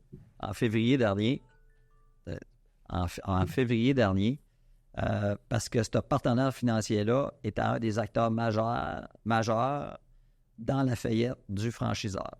Pas vrai? Oui. OK. Fait que là, on a compris pourquoi que, tu sais, tu dis, pourquoi? Alors que ce partenaire financier-là, dans le premier 50%, c'était un des premiers à aller au BAT avec nous. Puis là, dans le deuxième 50%, on a déjà 50% d'équité. Oui. Ça devrait être encore plus facile. Non. Mais Simonac a compris, se fait Simonac, OK. C'est un des acteurs principaux. C'est lui le deuxième au BAT dans le nombre de millions perdus avec le franchiseur. Je comprends que là, là, tu nous amènes la porte. Qu'est-ce qui s'était passé, la COVID? Il fallait qu'en plus, tu aies un franchiseur qui sorte avec des difficultés. Oui, puis avant que le franchiseur sorte des difficultés, on a quand même... On avait sûrement, puis on a eu l'histoire des travaux que nous autres, sur le boulevard Guillaume Couture, là, l'été passé, là, c'est la deuxième année, là. Ouais. Mais, tu sais, l'année passée, là, on sort de ça, puis là, on est en 2024. 2023, l'année passée, on se rappelle qu'on a rouvert le 14 février 2022. Fait que quand on arrive à Saint-Valentin. Ouais. Quand on arrive en février 2023, ça fait 1 an qu'on a rouvert. Fait que ça va super bien. On est sur une pente ascendante. Puis là, en mars, avril, la ville de Lévis nous annonce que là, ils vont... les 3 prochaines années, ça va être le bordel en avant de commerce. Mais c'est même pas le bon mot. C'est épouvantable. Ouais. Fait que l'été passé, il commence ses travaux plus tard. Il commence ses travaux juin-juillet. Fait que là, on se ramasse en septembre, on embarque dans notre pic pour partir. On s'en va, on est dans... Ça fait, je pense, 11 mois consécutifs qu'on est en pente ascendante, c'est-à-dire que progression constante, no bas. Là, tu bouffes 140 000 $ de chiffre d'affaires en 2 mois. Septembre, octobre. Là, la ville, elle vient de dire que on va vous aider, on va vous faire un prêt de 20 000 sans intérêt. C'est comme... 20 000 par jour? Ouais, c'est ça. 20 000 pour l'année. 20 000 pour les 3 ans. On dit ça. Et que là, c'est une blague? Non, c'est pas une blague. C'est quasiment... pas une blague. Fait que là, tu sais, puis... C'est pire quasiment que de rien avoir. Ouais. C'est insultant. Ouais. Fait que, ça ramène encore à te repositionner, à travailler. Puis là, on est à l'automne, on est en octobre passé, ça, en octobre 2023. Ouais. Puis là, tu sais, le réseau, tu sens, là, ça fait déjà... ils se sont mis sur la loi de la prévention de la faillite au mois de février 2024. Mais, tu sais, nous, en tant que franchisés, on voyait des choses, tu sentais, là, je faisais comme... Tu sais, des prises de décision, tu fais comment, ça s'en va pas dans la bonne... Fait qu'avant même que le franchiseur se mette sur la loi de la prévention de la faillite, nous, on avait déjà pris notre décision, on allait sortir de là. J'en avais déjà glissé un mot, d'ailleurs. Mais on avait... aujourd'hui, je peux en parler, là, parce que mes contrats sont tous terminés. Là. On avait notre date butoir pour annoncer le retrait des affaires dans le groupe, c'était le 11 de mars. Fait que moi, j'ai déjà mis une note dans mon téléphone. 11 $, j'avais un texto qui me rappelait le matin, envoie ta lettre au franchiseur, tu sors de là. Puis après ça, tu as 6 mois pour sortir. Puis que là, on sort. Fait qu'en janvier, on commence à aller en janvier. Moi, je dis à mon partenaire, hey, me semble, on devrait déjà activer, puis déjà chercher un nom, tu sais, déjà pour éviter qu'on se ramasse et qu'on se fasse pogner, tu sais, puis qu'il annonce de quoi ou qu'on se rend pas là, puis finalement, on est dépourvu. Fait qu'en janvier, avec des gens en marketing qu'on connaît, un ami, Charles, justement, qui nous a aidés là-dessus, qui est directeur des Capitales de Québec, pas le nommer. Puis lui, fait qu'on se ramasse tous dans un bunker un soir. On arrive avec nos idées qu'on s'était déjà préparées 2-3 semaines avant. On avait sorti des noms. Tu utilises ChatGPT, puis tu sors plein d'affaires. Fait qu'on arrive là, un soir, on est 6, puis on a chacun 25-30 noms. On garoche tout ça sur le tableau. Puis là, on commence à éliminer ça. On est sorti de là 2 heures, 2 heures et demie plus tard, il restait 2 noms. Fait que là, on a dit, parfait, c'est ça. Ça va être ça. Les deux ensemble, non? Ouais. Ouais? Hein? Comment tu questionnes? Non, mais je veux dire, il restait 2 noms. Ouais. C'est que vous avez choisi à la fin. Oui, mais c'était 2 noms pareils, c'était juste le premier nom en avant. Je vais vous dire tantôt le nom à la fin. Fait que, fait qu'on part avec ça. Puis comme Charles est habitué en marketing, tout ça, il dit, les gars, partez avec ça, vous allez voir, peut-être que là, il dit, là, vous allez réfléchir à ça, vous allez dormir, puis demain, vous allez me rappeler, vous allez dire, ah non, finalement, c'est pas le son-là que je veux, non, c'est pas ça que je veux. Mais moi et Olivier, mon associé, on est tellement longtemps qu'on cheminait là-dessus. Tu sais, quand on la regardait au tableau, ça, non, ça n'a pas rapport, ça, je veux pas ce nom-là là-dedans, ça, c'est trop anglophone, ça, c'est ici, c'est ça. Tout était catégorique, ça, on est arrivé, là, puis c'était... Non, c'était très clair. Ouais, ça, là, ça va. Ça, c'est le bon nom. Fait qu'on est parti de là, ça, on est autour du 15 janvier à peu près. Fait que là, on fait 1 semaine, 2 semaines. Non, on n'a pas changé d'idée. 2 semaines, non, 3 semaines, paf! Hein? On reçoit un courriel du franchiseur. Comme de quoi que le lendemain matin, à 8 heures, il faut être devant nos micros, ordinateurs, puis il faut pas être dérangé. Il faut être dans un endroit isolé. Tu te dis, ouais, ça. C'est probablement pas une bonne nouvelle qui est annoncée. Effectivement. Puis quand tu roules ton ordi le matin en Zoom, puis à 8 heures le matin, tu vois dans la face des gens qui sont là, puis là, je vois une personne que je connais pas, mais que je m'en vais googler, puis que je vois ses syndics. Je fais, bon, OK, bon, encore un autre tempête, tu sais. C'est un syndic qui devient actionnaire d'un franchiseur plutôt fort, le fait qu'il devait être pour une job. Oui, exactement. Puis, fait que là, c'est ça. Fait que là, l'histoire, fait que le 7 février, le franchiseur s'annonce la loi de la protection de la faillite. Fait que ça fait boule de neige. Puis, tu sais, juste avant ça, il faut savoir que 2 de nos collègues franchisés avaient fermé 2 succursales sur la Rive-Nord, dont celle de Vanier et celle de Beauport. Ouais. Fait que déjà là, c'est ça, tu sais. Fait que là, il arrive ça en plus. Fait que, puis là, ça a été une tempête un peu médiatique, là, quand même. Surtout au centre, il a fallu, rassurer les employés. C'est la première chose. Oui, parce que les médias, ils ont été rough quand même. Oui. Ah oui. Oui, puis le concept de franchiseur, c'est pas tout le monde qui comprend que l'argent de tes membres est en sécurité. Exactement, parce qu'on est tous des Inc différents. Ils portent le nom d'emprunt. Exactement. Fait que rapidement, la même journée, on est chanceux, un contact au soleil, le soleil vient nous voir, on fait un petit reportage, que nous, les Prolongés, TVA, même chose, LCN m'appelle. Fait que là, j'ai dit parfait, j'ai dit regarde, là, puis on se parle un petit peu avant, j'ai dit regarde, voici comment je vais sortir ça, tu sais, je vais dire ça de même parce que je veux que les gens sachent que, tu sais, nous, on est le franchisé, on n'est pas le franchiseur, puis que nous, en tant que franchisé, on n'est pas dans le trouble, puis tout va bien, puis que s'il arrive de quoi, ben il y aura une continuité, puis si c'est pas sur le nom d'Énergie Cardio, ça sera sur un autre nom, tu sais, qu'à ce moment-là, il était déjà choisi. Et on hésite entre ça puis ça. Puis, fait que c'est ça. Là, on l'a. Ouais. Fait que, on l'a-tu à l'écran? Oui, on a à l'écran, ouais.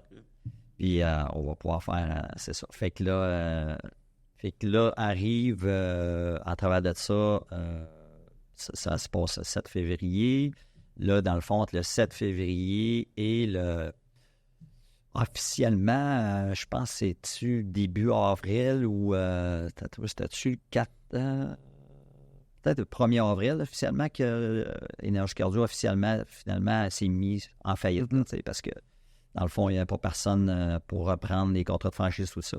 Finalement, tantôt, j'ai dit le groupe Cardio Plein Air qui a repris, dans le fond, les propriétés intellectuelles d'Énergie Cardio, site Internet et le site virtuel. Puis, et puis avant que, officiellement, que Énergie Cardio se mette officiellement en faillite, il y a eu quand même la fermeture de 2 autres succursales à Québec. Fait que ça, quand c'est arrivé, c'est venu encore renforcer encore plus. C'est rien de bon. C'est venu renforcer encore plus notre décision de sortir puis de s'en aller avec notre nouvelle direction, tu sais. Parce que là, tu fais comme, à mes yeux, à moi, c'est à Québec, c'est ben là, le nom en partant. Puis ne serait-ce que pour le recrutement des membres, le recrutement des employés, de faire ce nouveau brand, ça va nous permettre probablement d'aller chercher des anciens, des nouveaux. Tout va être positif. Dans le fond, tu tournes la page, puis on passe à autre chose. Justement, tu parles, on tourne la page, tu nous as dressé la ligne du temps avec des up and down assez importants. Comment tu vivais ça? Ou personnellement ou familialement, ça devait être doit être des journées que tu te dis, écoute... Je sais que tu es un internal positif, là, mais... Ouais. Non, il y a des journées... Dans le manufacturier, je suis pas pire. Ouais. Il y a des journées, tu sais, quand il y a eu 5 mois de COVID, puis qu'on s'est retrouvés à la maison, moi, ma conjointe a 2 enfants, j'avais mon gars, fait que là, à un moment donné, t'avais comme plus de doigts sortir de chez vous, fait que là, ma blonde, viens rester chez nous, moi, on est sur le même toit, tout ça. Elle, à un moment donné, les Zoom embarquent. Elle était comme elle est directrice d'école. Fait que là, les enfants, tout en Zoom. Eh ben oui, c'est pas eu facile. Fait que là, à un moment donné, moi, j'habite en condo. Ouais, j'ai un grand condo, 5,5, tout ça. Mais là moi, c'était important pour moi. Il fallait que j'y aille au gym pareil. Parce que là, aussi, administrativement, j'avais le nombre de téléphones pour des résiliations, des ci, des ça. Il fallait que je sois là, tu sais. Puis en même temps, là, on avait des enfants à la maison en Zoom. C'était... Fait que... ça a été rock'n'roll, ça a été tough. Mais, tu sais, chapeau à ma blonde qui m'a épaulé beaucoup là-dedans, qui m'a aidé beaucoup. Parce que, tu sais, j'ai travaillé sur des enfants, puis était capable de gérer ça aussi, là, tu sais. Puis on a des bons enfants. Tu sais, dans le fond, autonomes. Tu sais, mon gars, c'est un ange, j'ai pas de problème. Tu sais, je disais, bon, tu vas faire ça, et planifier ses affaires, c'était structuré. Mais il y a des matins, là, que... Par chance qu'on est à 2 là-dedans, tu sais. Ça, je disais, tu sais, ça, ce qui nous a aidés, c'est par chance qu'il y a moi pas Olivier là-dedans. Parce que des matins, tu sais, t'arrives au gym, puis là, tu sais, des fois, tu t'appréhendes qu'il va se passer telle affaire, mais finalement, c'est pas ça pantoute qui sort. Là, t'appréhendes une ouverture potentielle dans 2 semaines. Là, finalement, finalement, tu t'aperçois que ça va durer encore des mois. Ça va durer encore des mois. Ça finira jamais. Oui, exactement. Tu sais, le premier mois que tu fermes, tu fais comme... Surtout dans le bloc de 5 mois, là, ça a été... On a toutes des mauvaises journées. Là, ça arrive des fois... Même quand ça va bien. Ben, c'est ça. Même quand ça va bien. Quelque chose, un client ou peu importe. Mais là, vous aviez journée après jour. Puis le téléphone sonne, c'était rarement pas là pour te dire que t'étais fin. Là. Mais quand même, il faut que tu t'accroches au positif. Il faut que tu t'accroches aux gens qui sont derrière toi, tout ça. Là, mais il y a des journées, tu fais comme, c'est manac. Entraîne. À un moment donné, là, je pouvais même pas m'entraîner. Tu avais tous les appareils pour toi. Ouais, mais je pouvais même pas m'entraîner. Mon franchiseur m'interdisait. Arrête. Hein? Ouais, mon franchiseur m'interdisait de venir. Puis, la police est venue chez nous 2-3 fois, là, cogner à la porte, là, parce qu'il y a des gens, parce qu'à un moment donné, je marchais sur le tapis roulant, il y a des gens qui marchaient dans la rue, puis là, ils voyaient que j'avais quelqu'un sur le tapis roulant, la police a cogné à la porte. Ouais. C'est bon. Mais c'était toi, ça. Ouais, c'était ça. Je suis le bord de virer fou, là. Je suis propriétaire de mon entreprise. C'est à croire que tu ne vas pas me sortir de chez nous. Ah non. Et puis, parce qu'à un moment donné, il y a y a des choses qu'on avait le droit de faire. T'sais, on n'avait pas le droit d'entraîner des clients, mais on avait le droit de faire les kinésiologues avaient le droit mettons, de faire une consultation avec un client, de faire. C'était complexe. C'était complexe. Tu sais, qu'est-ce qui nous a nuit là-dedans, avec du recul, c'est le fait qu'on ne soit pas une industrie qui était soudée ensemble. T'sais, on avait un bon porte-parole à Gabriel Hardy, qui est un peu politicien, puis t'inquiète, par chance qu'il était là. Puis à l'époque, une de nos franchiseurs, Evelyne, qui travaillait beaucoup avec la FCEI, puis la CCIP à travers le Canada, tout ça. Mais tu sais, dans notre industrie, c'est un peu comme la restauration aussi. Le gouvernement, je pense qu'il devait voir ça, qu'on était un peu une industrie divisée. Au lieu d'être toutes réalliées ensemble, puis frapper fort. Il y en avait qui jouaient les contrevenants, puis qui s'affichaient ouvertement. Quand je trouvais. Ouais. T'es pas gagnant quand tu fais ça. Il donnait pas de chance. T'es pas gagnant quand tu fais ça. Tu fais pas ça. Fait que ça a été. Mais ça vous a nuit plus que d'autres choses. Mais non, il y a des matins, le premier 2 mois, on l'a vécu un peu. J'étais supposé partir en voyage. Je me souviens, j'étais supposé partir en voyage le 1er avril.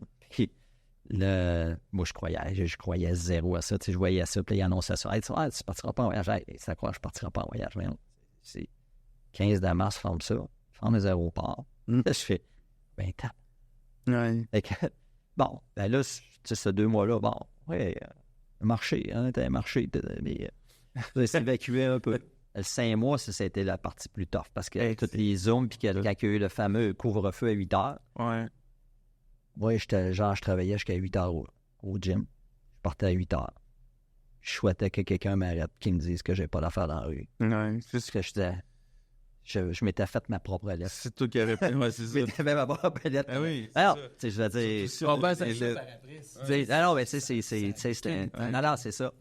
Puis. Tu t'étais autorisé à travailler en dehors des heures. Exactement. Mais non, mais c'est ça pareil. Puis il y en avait une aussi. Puis je partais, puis là, maintenant, il était 8h moins 5. Je quittais le gym. Puis là, j'ai regardé le monde rouler en fou. Puis là, j'étais là. C'est qu'on est rendu. Le monde sont malades. On était rendu là. Ouais. Mais non, il y a des matins, c'est ça. Il y a des matins, tu rentrais, tu étais un peu dépressif. Un petit café, un petit entraînement. Hop, tu t'en revenais à toi-même. Ça, t'embarquais dans tes affaires. Puis, tu sais. Mais c'est ça, je dis par chance qu'on était à 2 là-dedans, parce qu'on s'auto-ventilait un et un, tu sais. C'est des journées différentes, là. Tu fais comme vous autres, vous êtes 2. Tu sais, à un moment donné, tu fais quoi? Tu t'assis dans le bureau, puis on fait encore la même chose aujourd'hui. Tu sais, il arrive une situation, on rentre dans le bureau, puis blablabla, on dit tout ce qu'on a à dire, puis au lieu de parler de ça en public, puis ces affaires-là, tu sais, je pense, c'est la bonne façon de faire, tu sais. Parce qu'à travers de ça, une chose que j'ai pas dit, c'est moi, dans le fond, moi, je suis aidant naturel 2 fois. Ma mère. Oui, c'est vrai. Ta soeur. Ma soeur qui est atteinte de paralysie cérébrale, qui reste en résidence. Ma mère qui est non-voyante. Fait des bonnes... Ça prenait du courage, ça, mon ami. Ouais. Ça c'était la partie tough. C'est clair.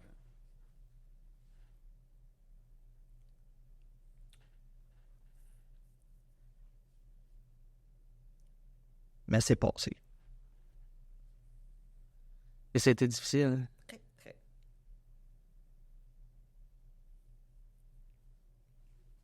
Surtout dans le bout de 5 mois que tu sais, ta mère est en isolement. T'as-tu l'impression que comme la société a oublié ou laissé tomber, entre guillemets, ces gens-là? Tu sais, par la difficulté de contact, les aidants naturels, puis tout ça, c'était extrêmement difficile. Oui, je pense que oui. Puis d'un autre côté, tu sais, dans le fond, tu regardes ça, le gouvernement, il ne savait pas trop où s'en allait non plus avec ça, là, tu sais.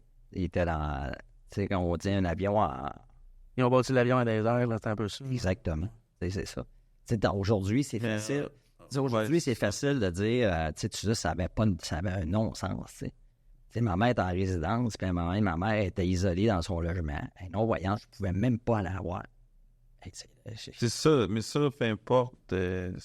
Ça n'a pas de sens. Non, c'est ça. C'est exactement. Quelqu'un quelque part qui a perdu. Oui, exactement.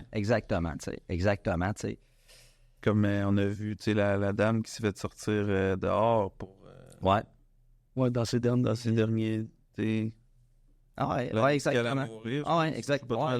Décédé, puis il est sorti dehors pour avoir un peu de sa famille autour, c'est comme... Tu fais comme, ça n'a pas de sens, mais après ça, quand tu regardes ça, les gens, des gens à travers ça qui prenaient des décisions qui étaient loin, qui étaient détachés du détail, du quotidien de chacun, de ça, mais chacun vivait ses propres langues, quelque part. C'est ça un peu. Là, mais on peut dire que tu es la force incarnée, mon homme, parce que... Tu étais attaqué de toutes parts. Toi, on dirait qu'il y a quelqu'un qui te tapait dessus puis qui arrêtait pas de taper. Exact, c'est ça. Ouais. Tu es encore droite comme une barre aujourd'hui. Là. C'est tout à ton honneur. On va faire un chill ça. Chill.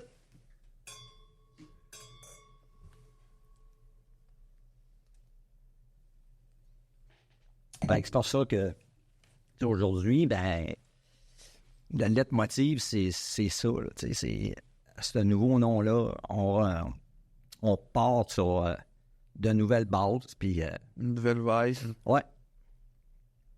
Puis je suis convaincu à 110% que c'est la meilleure chose qu'on va faire. Puis on va avoir un succès par rapport à ça. Les gens sont derrière nous. C'est créer une communauté. Puis... C'est ça. Puis les employés, tout ça, on a fait l'annonce officielle aux employés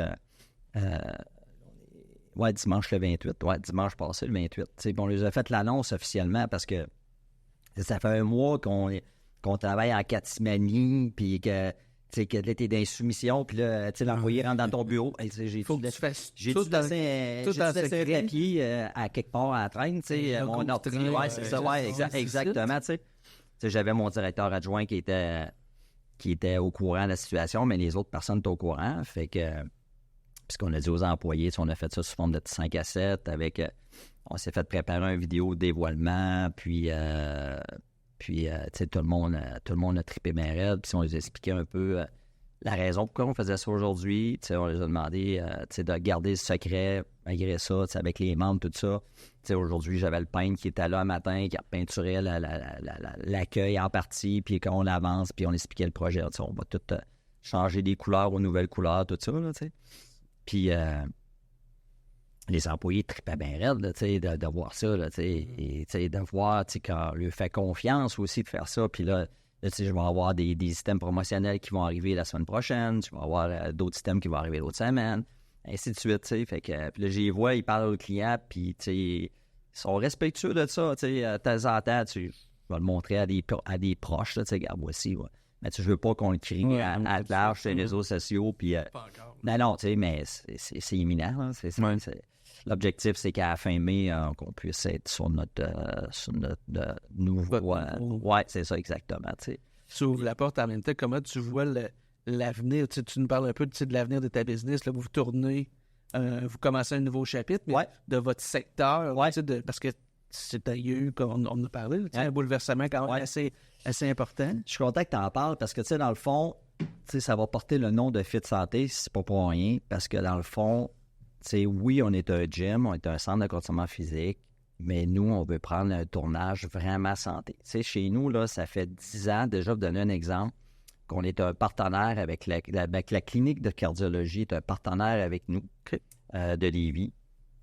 En fait, tous ceux qui ont des incidents cardiaques ou autres, ils viennent faire le post-opération. Il y a une kin qui vient chez nous 2 fois semaine de la clinique de cardiologie de Lévis.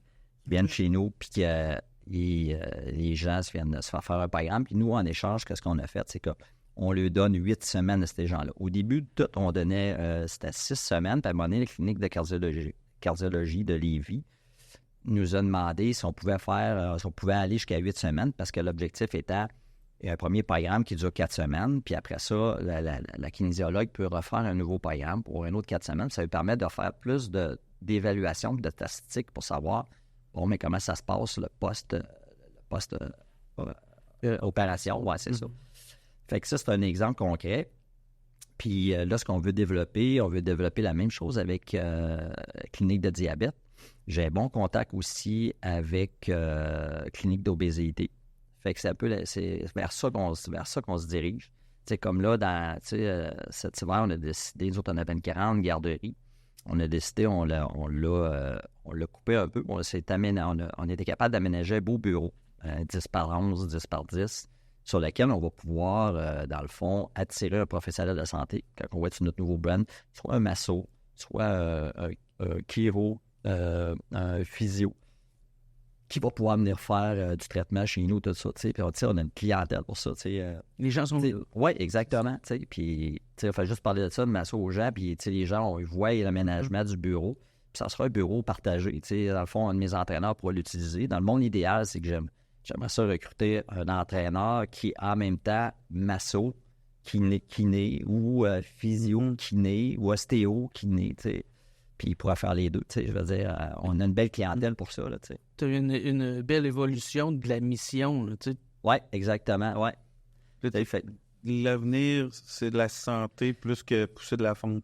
Oui, l'avenir, c'est de la santé plus que pousser de la fonte. Tu sais, dans le fond, ici, si tu prends pas soin de ta santé aujourd'hui, tu vas devoir prendre soin de ta maladie plus tard. Tu sais, il n'y a pas de... Puis, tu sais, dans un gym, il y a une loi universelle, hein. C'est, dans le fond, c'est les efforts et la discipline vont te donner les résultats. Puis quand tu vois les gens, là, des fois, je disais ça à un client cette semaine, si tu veux voir un peu comment quelqu'un se comporte dans sa vie personnelle ou ailleurs, regarde la façon qu'il s'entraîne. Ça va te dire pas mal comment ça se passe dans sa vie personnelle. Si tu vois quelqu'un s'entraîner puis il est juste sur son téléphone puis qu'il est jaser, tu sais. Alors que, tu sais, je vois des gens, je dis ça parce que je vois, tu sais, je regarde, j'ai une belle clientèle professionnelle de genre d'affaires qui s'entraînent chez nous. Tu sais, je vois des gens quand ils viennent, là, tu sais, c'est straight de pointe, tu sais, il n'y a pas... Tu sais, moi, le premier, quand je m'entraîne, j'ai mes écouteurs, mon chronomètre, je m'entraîne jamais sans mon chronomètre. Je vais te parler, mais, OK, il me reste 30 secondes, on s'en reparlera tantôt. J'ai 1 heure pour m'entraîner, cette heure-là, là, je veux qu'elle soit payante. Mm-hmm. Après ça, là, je vais être zen pour pouvoir accueillir tous les problèmes du monde. Pas de problème. Je fais ça le matin tout le temps. En 3-5. Propriétaire de gym, ça a le temps de s'entraîner. Ça prend le temps.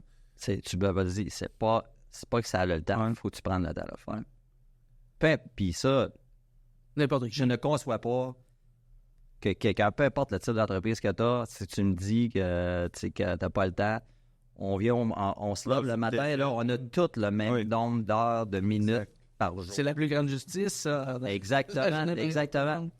Il fait un temps, on avait sur chaque bureau d'entraîneur, quand mettons, il rencontrait un client, tu avais le nombre d'heures dans une semaine, moins le nombre d'heures de semaine. Ça allait vite. Exactement. Fait que ça t'appartient de... C'est pas parce que tu le sais pas. Non, ça t'appartient de savoir ce que tu veux faire avec. Oui. Fait que tu sais, quelqu'un dit « j'ai pas le temps. » OK. Puis vous connaissez tous des gens autour de vous, les plus occupés, puis c'est ceux-là qui trouvent le temps d'en prendre encore plus. Dire, si tu veux que quelque chose soit fait, donne-le à quelqu'un qui est occupé. Oui, exactement. Fait que moi, je me dis, puis quand je regarde la population aujourd'hui, puis je regarde qu'est-ce qui vient de se passer, on vient de passer un bout vraiment rough, mais je me dis, ceux qui vont être à leurs affaires dans notre type d'entreprise, puis qui sont moindrement créateurs, innovateurs, ben ils vont avoir du travail, puis ils vont avoir des clients en masse. C'est indéniable. T'sais, les gens, c'est une chose que j'ai remarqué, c'est que les gens sont plus sensibles à leur santé qu'ils l'étaient avant. Oui, c'est peut-être ça le seul point positif.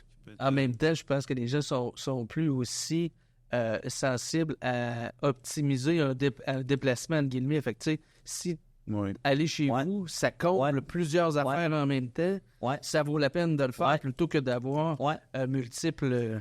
Puis c'est ça, ce que j'ai remarqué aussi, avec l'histoire de la COVID, il y a eu, au niveau, ça a fait pour nous, dans les gyms, ça a démocratisé l'achalandage. C'est le stack. Oui, il y a encore un peu des rushs, mais avant ça, là, c'était à 5 heures, c'était fou. Puis, midi, là, maintenant, Tu vas venir des fois le matin, tabarouette, il y a du monde le matin, tu sais, puis l'après-midi, il y a du monde l'après-midi.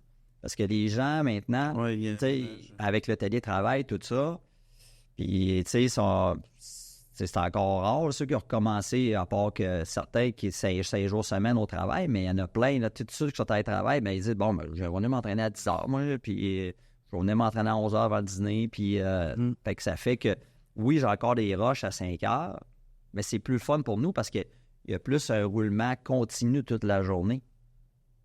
C'est plus facile pour les entraîneurs. Bon. Il fut un temps où les entraîneurs, je m'en souviens, en 2014, 15, j'avais 17 entraîneurs. Je pense que des soirs, j'avais 7-8 entraîneurs sur le plateau en même temps. Tu sais, dans ces années-là, là, on vendait 12 000 heures de privé par année. C'est du stock, là. Tu sais. Fait que, tu sais, puis, tu sais, après le COVID, à un moment donné, je tombais à 5-6 entraîneurs. Là, on en remonte tranquillement. Puis, mon objectif, c'est continuer. Puis, d'accueillir chez nous des passionnés, des gens le plus diversifiés possible, qui ont cherché différentes...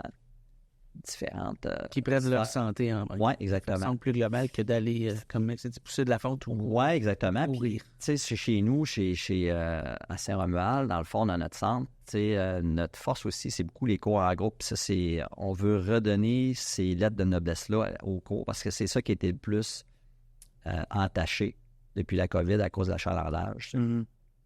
Tu sais, avant le COVID, là, on parle de stats, là, tu sais, j'avais... C'était 2200 personnes qui passaient dans mes salles de cours en groupe par semaine. C'était près de 40 de mon achalandage. T'sais. Puis, tu sais, mes salles, je parlais de salle de spinning. Là, en spinning, là, j'avais une salle de 48 vélos. Là, le samedi matin, j'avais 3 cours de vélo. Là. Mes 2 premiers cours à 48 étaient pleins. Là. C'est hot. Là. Ouais, c'est du monde. C'est du monde. Là. On a un gros centre, c'est pas rare. Là, c'était pas rare là, d'avoir du monde qui crise, là.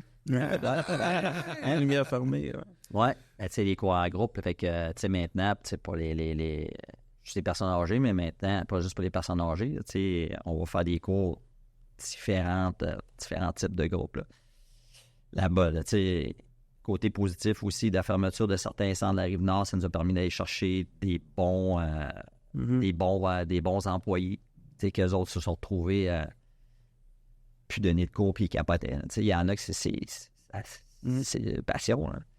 Les instructeurs de cours en groupe, c'est différent des entraîneurs que des services clientèle. Les instructeurs de cours en groupe, c'est des passionnés à l'état pur. Je vais avoir une policière, je vais avoir un avocat, je vais avoir une notaire, j'ai tous les types d'employés. Mais les autres, ils viennent, c'est des passionnés. C'est des passionnés. Là, ça me fait triper mes rêves.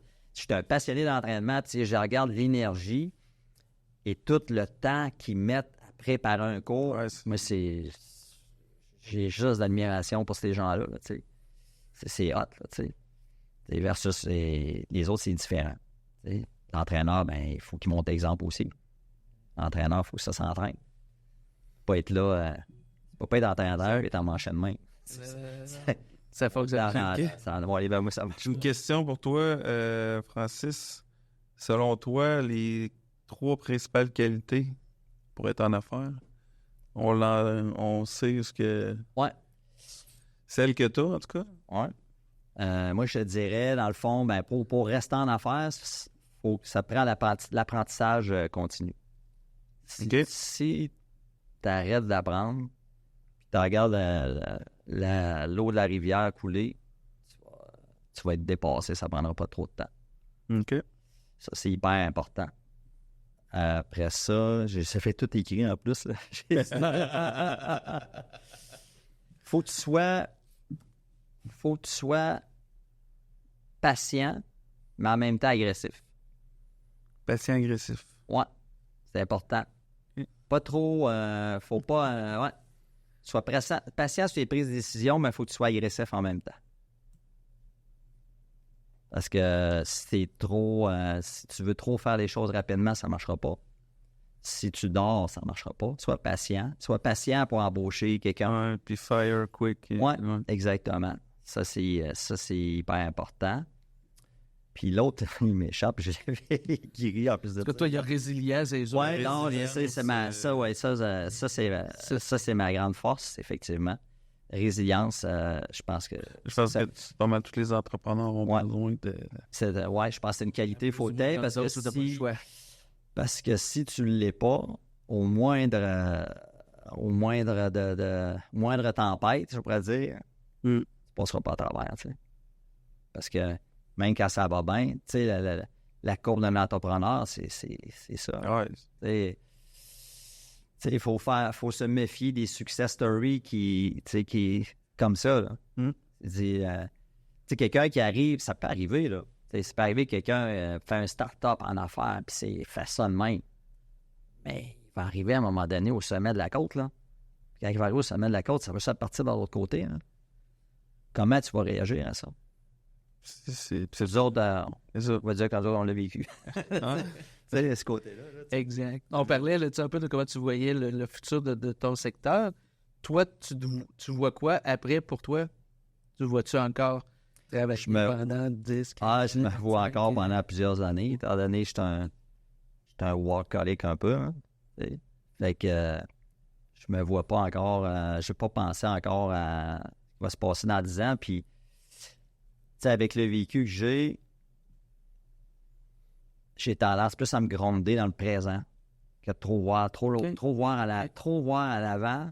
Effet secondaire de ton passé. Oui, puis trop voir, c'est correct d'avoir des rêves ou d'avoir des pensées, mais si tu vois trop en avant, tu hypothèques ton présent. Mm-hmm. Avec la planification du 5, 10, 15 ans, 20 ans, on n'est pas là. C'est 0-3 ans. Okay. Allons-y pour ça, 0-3 ans. Tu as de la relève, tu as une fille qui est quand même plus âgée. Oui, j'ai une fille qui vient qui est rendue du marché du travail aujourd'hui. Aujourd'hui, c'est sa dernière journée. Elle remettait ses derniers examens. Elle rentre en génie civil. Son travail. Pas du tout dans... Non, pas du tout. Loin d'être un athlète. Au loin, quand elle va entendre ça, elle va te dire. Là, je pense que je l'ai traumatisé avec le vélo étant jeune. Tu dévoiles pas un running Castel. Non. C'est un running gag là, quand on parle de ça. Là, mais c'était plus... Audrey, c'est plus un artiste. Mon gars, c'est un sportif. Là, tu le connais. Lui, il veut toucher à tout. Puis... mais tu sais, il est trop jeune. Ouais, c'est 12 ans. C'est ça, c'est pas, tu sais, je me remets à cet âge-là. À 12-13 ans, quoi. Je sais qu'il va s'entraîner, il a hâte d'avoir 14 ans parce que c'est l'âge limite. L'âge minimum légal pour venir s'entraîner au gym, 14 ans. OK. Fait que j'ai dit, t'auras ta carte de membre. T'auras des 14 ans. Mais non, la relève, par contre, j'ai déjà ciblé, j'ai déjà des idées ou des personnes en tête qui pourraient potentiellement, éventuellement, dans les prochaines années, dans de l'actionnariat possible. Ouais, ça venait nous dire aussi que ton partner actuel est plus jeune que toi. Oui. On a une bonne 15 ans de différence entre les deux. Ben, je dis que non, pas 15, 20 même. J'ai 57 bientôt, mais lui, il est 34, je pense. Fait que quand même une bonne différence. Mais moi, t'as un cœur jeune. J'ai un cœur jeune. J'ai un âme jeune, puis lui, peut-être un peu plus vieux. Vous vous rattrapez à 40 ans. Ouais, c'est ça. Ouais, c'est ça. Ouais, c'est ça. Non, c'est ça. Je dirais ça. Là, je suis premier. Ouais, exactement. Tu sais. Fait que non. Fait que moi, je suis pas inquiet pour. Je suis pas inquiet pour ça. Mon focus, c'est. T'sais, on a plein d'opportunités qui nous ont été présentées. Là, encore dernièrement, je disais qu'on avait rencontré nos amis à Drummondville qui voulaient qu'on reprenne d'autres installations. On va focusser sur ce qu'on a présentement. On va l'amener à son plein potentiel. Puis les opportunités dans la vie, quand tu poses des bonnes actions puis tu fais les bonnes choses, il va toujours t'en avoir. Il va toujours t'en être présenté. Toujours. Il faut juste choisir le bon timing pour la prendre. Puis là, présentement, c'est pas le bon timing pour la prendre. On va mettre notre énergie à ramener notre graine où on veut l'avoir. Là, la plaque est pleine, on s'occupe de ce qu'on a. Exact, c'est ça. Ramenons ça. Là, quand... Puis, tu sais, des fois, en un an, là, les choses peuvent changer du tout au tout. Là. On l'a vu. Plus vite que ça. Non, c'est ça. C'est la preuve vivante, c'est qu'on l'a vu avec le COVID. Là, on s'en allait en mars 2020, quand on a fermé le 15 mars. On s'en allait vivre notre meilleur mois à vie de la business. La tendance, après, quand on a fermé le 15, c'était... On n'avait jamais fait de chiffre de même. Incroyable. Tu sais, ça va mettre la hache là-dedans. Fait que...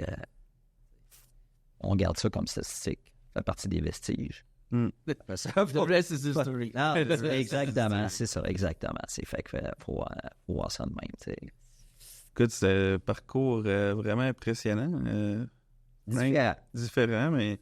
Atypique, je dis. Est-ce qu'il y a des points que... Parce que tu as écouté des podcasts, tout ça un peu, parce que, tu sais, on a plein de questions qu'on t'a envoyées, mais je pense qu'on a passé au travers d'à peu près tout sans vraiment poser une question en particulier, mais tu sais, on a parlé de plein de choses. Y a-tu des trucs que tu aurais aimé...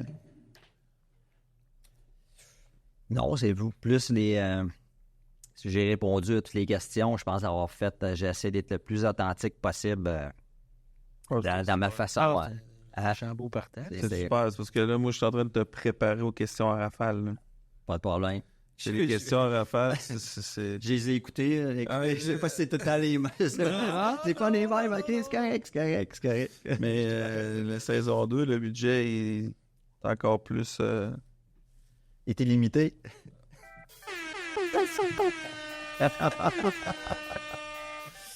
C'est bon. Ah bah ouais, il y a du budget ici. Il y a du budget. On l'a doublé. Vas-y, mon frère. En business, Francis, demander un conseil à un mentor ou se baser sur sa propre expérience personnelle, tu sais, son intuition d'affaires? Ouais, je pense que demander un conseil à un mentor, c'est hyper important. Le marketing d'un gym en 2024. Médias sociaux, traditionnels, s'impliquer dans des événements locaux. Comment tu vois ça? Deux réponses à ça. Médias sociaux, puis s'impliquer dans les événements locaux. J'en ai pas parlé tantôt, mais nous, dans la communauté, on est quand même bien impliqués là, depuis quelques années, que ce soit au soccer. On commanditait les T-shirts de U7, après les Tim Hortons, là, de U7 à U10, 11, pour soccer Lévis, Chaudière-Ouest, qui est ASCO. Commandite également Décaquer Lévis. Si tu vas Décaquer Lévis, il y a notre affiche qui va être changée bientôt. Commandite des équipes. Golfin à Saint-Romuald. On a un simulateur à notre nom qui est là. On a accueilli tout l'hiver le sport études golf chez nous. C'était la première fois avec Golfin. Fait que ça, je pense que c'est dans une entreprise comme la nôtre, de quartier, on va dire ça comme ça, faut que tu t'impliques dans ta communauté. Puis effectivement, là, les réseaux sociaux, c'est un incontournable. On a justement embauché quelqu'un qui va s'en occuper mieux que ce qu'on avait avant. Parce qu'on était un peu, je trouve, pas assez actif ou pas du tout, hein, ce que je voyais. Là. Fait que là, on va, avec ce nouveau brand, vous allez entendre parler de nous. Good. Nice. À l'entraînement, musique à fond ou silence total? Les deux. Ça m'arrive, probablement que peut-être ça m'a... Ben là, peut-être pas demain, parce que je me suis blessé, là, mais ça va prendre comme... Ça m'arrive des fois le matin, je vais m'entraîner ma blonde avant que le gym rouvre à 6h30 le matin. Mettons, la fin de semaine, ça va à 7h30. Là. La semaine passée, à 6h30, on était au gym. On a fait un workout de 6h30 à 7h30. Parti après, j'ai pas mis de musique partout. J'avais rien, j'écoutais un podcast en entraînant. Sinon, ouais, j'ai la musique. Mais les deux sont possibles, mais des fois, j'ai comme... j'ai comme besoin de faire le vide. Au gym, avant de s'entraîner, tu prends un smoothie aux épinards ou un triple espresso? Je suis pas un gars de café, faut pas que j'en prenne parce que je tombe sur les nerfs de tout le monde. Je vais y aller avec le smoothie. Quel exercice tu recommandes de faire mais que tu détestes? Il y a des bonnes questions. Là. Ouais. On a quand même une ancienne propriétaire de gym qui est recherchiste à Valérie. Il a déjà été dans le domaine. OK. Oui. OK. Je dirais... Ben, j'ai pas vraiment d'exercices que je déteste. Il y en a qui sont plates. Oui, il y en a qui sont plates. Ben, tu sais, mais tout le monde va dire que tout le monde n'aime pas faire des jambes dans un gym, pas faire mais... Chest bras. Ouais. Mais moi, je suis de nature, j'arrive de vacances, première journée d'entraînement, je vais faire, c'est le leg day. Je me casse en partant. Première fois, le monde fait, t'es malade, tu commences pas avec tes... Ouais. Regarde, c'est là, ça se passe. Fait que... j'en ai pas... Tu sais, mettons, des poids, t'aimes ça tout faire, le ballon, du cardio, fais-tu des cours de groupe? Ça, j'en fais moins. Ouais. J'en fais moins parce que c'est le temps. À un moment donné, je priorise... peut-être que je dirais pas que j'aime moins ça. C'est juste une question de priorité en fonction de mon entraînement. Maximiser le temps. Oui, c'est ça. C'est comme là, mon entraînement fonctionne pour... J'aime ça jouer au golf l'été. Fait que là, je commence un nouveau programme pour le golf. Quand j'arrive à la fin de l'été, ben, mon coach va me faire un entraînement pour le hockey parce que je vais commencer ma saison de hockey. Fait que je m'adapte. Fait que là, à un moment donné, c'est avec le temps aussi que tu as disponible. Là, dans les sports, gagner ou participer? Ouais, je suis un compétiteur. Ouais, moi, je regrette. Je te dirais même, tu parlerais ça avec ma blonde. La première journée qu'on s'est une anecdote. Première journée que j'invite à la maison pour manger, on joue aux cartes en fin de soirée. On joue aux cartes, exactement. À un moment donné, elle arrive pour déposer une carte, puis le temps, je fais comme, non, tu l'as déposé, tu touches pas à ça. Elle s'en souvient encore aujourd'hui. Elle est enterrée, touche pas à ça. Non, exactement. Fait que je non, j'essaie d'être un peu moins dense, parce que quand même avec les enfants. Non, mais hockey ou soccer? Hockey. Moi, sur ma feuille, c'est hockey ou baseball. J'avais oublié de soccer. Ça parler de soccer tantôt. Ça, j'ai demandé soccer. Ouais. Hockey. Moi, chasse ou pêche. Surtout que c'est cette année, l'année passée, là, j'ai décidé à 56 ans de commencer à jouer au hockey sur glace. C'est la première fois de ma vie. Je n'avais jamais mis d'équipement de hockey.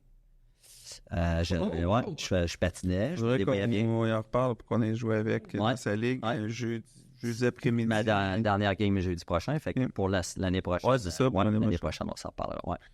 Fait que hockey. Parce que pourquoi j'étais un gars de deck hockey, moi, avant. OK. Là, en vieillissant, à un moment donné, ouais, c'est ça. J'avais pas de blessure, mais avant d'en arriver là, puis hypothéquer d'autres choses, j'ai dit sagement, je vais... Se laisser glisser au deck, c'est plus dur. Ouais.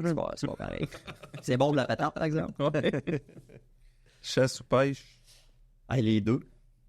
J'ai commencé à faire je te dirais les deux. Mais la chasse, mettons, je suis plus un gars de chasse à la sauvagine. Là, j'ai fait de chasser le dindon, mais ça d'automne, ça va être... Vous allez voir mes prouesses à l'oie blanche et à la bernache.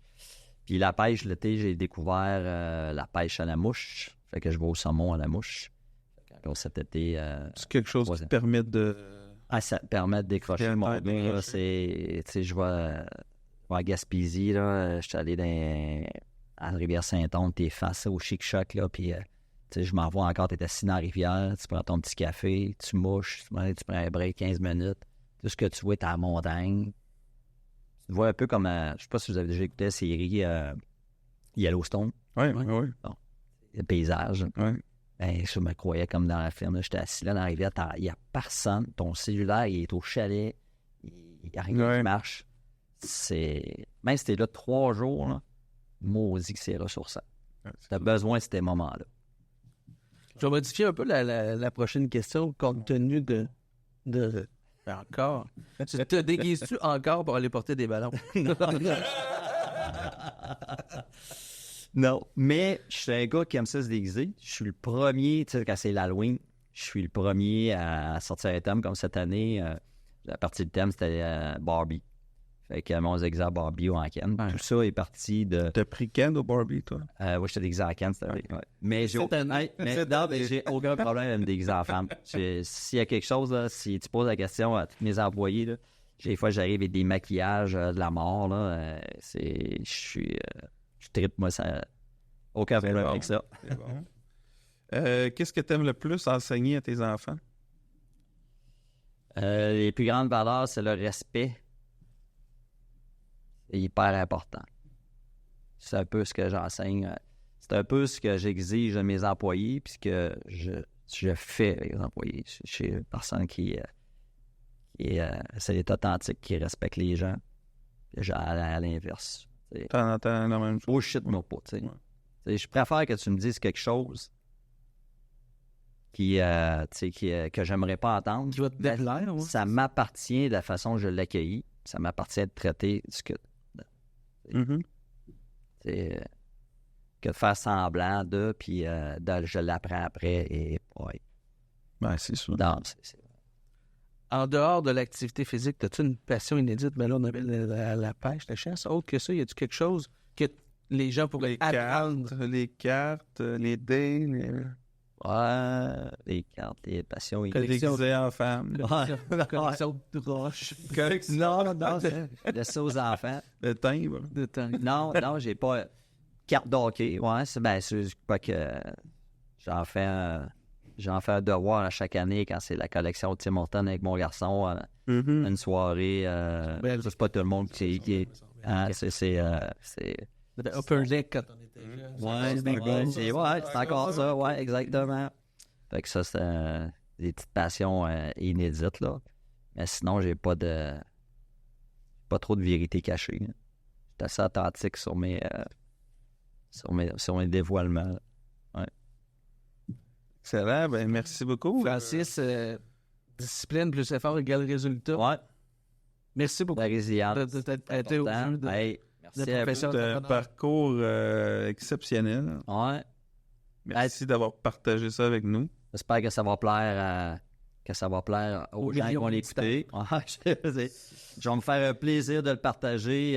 Meilleur podcast avec mon nouveau brand quand ça va sortir sous peu. Dans notre top 20. Fait que, c'est dans le top 20. Parlez-moi de ça. Je vais continuer à vous écouter. Merci à vous deux. Merci, Francis. Merci beaucoup. Merci. Merci.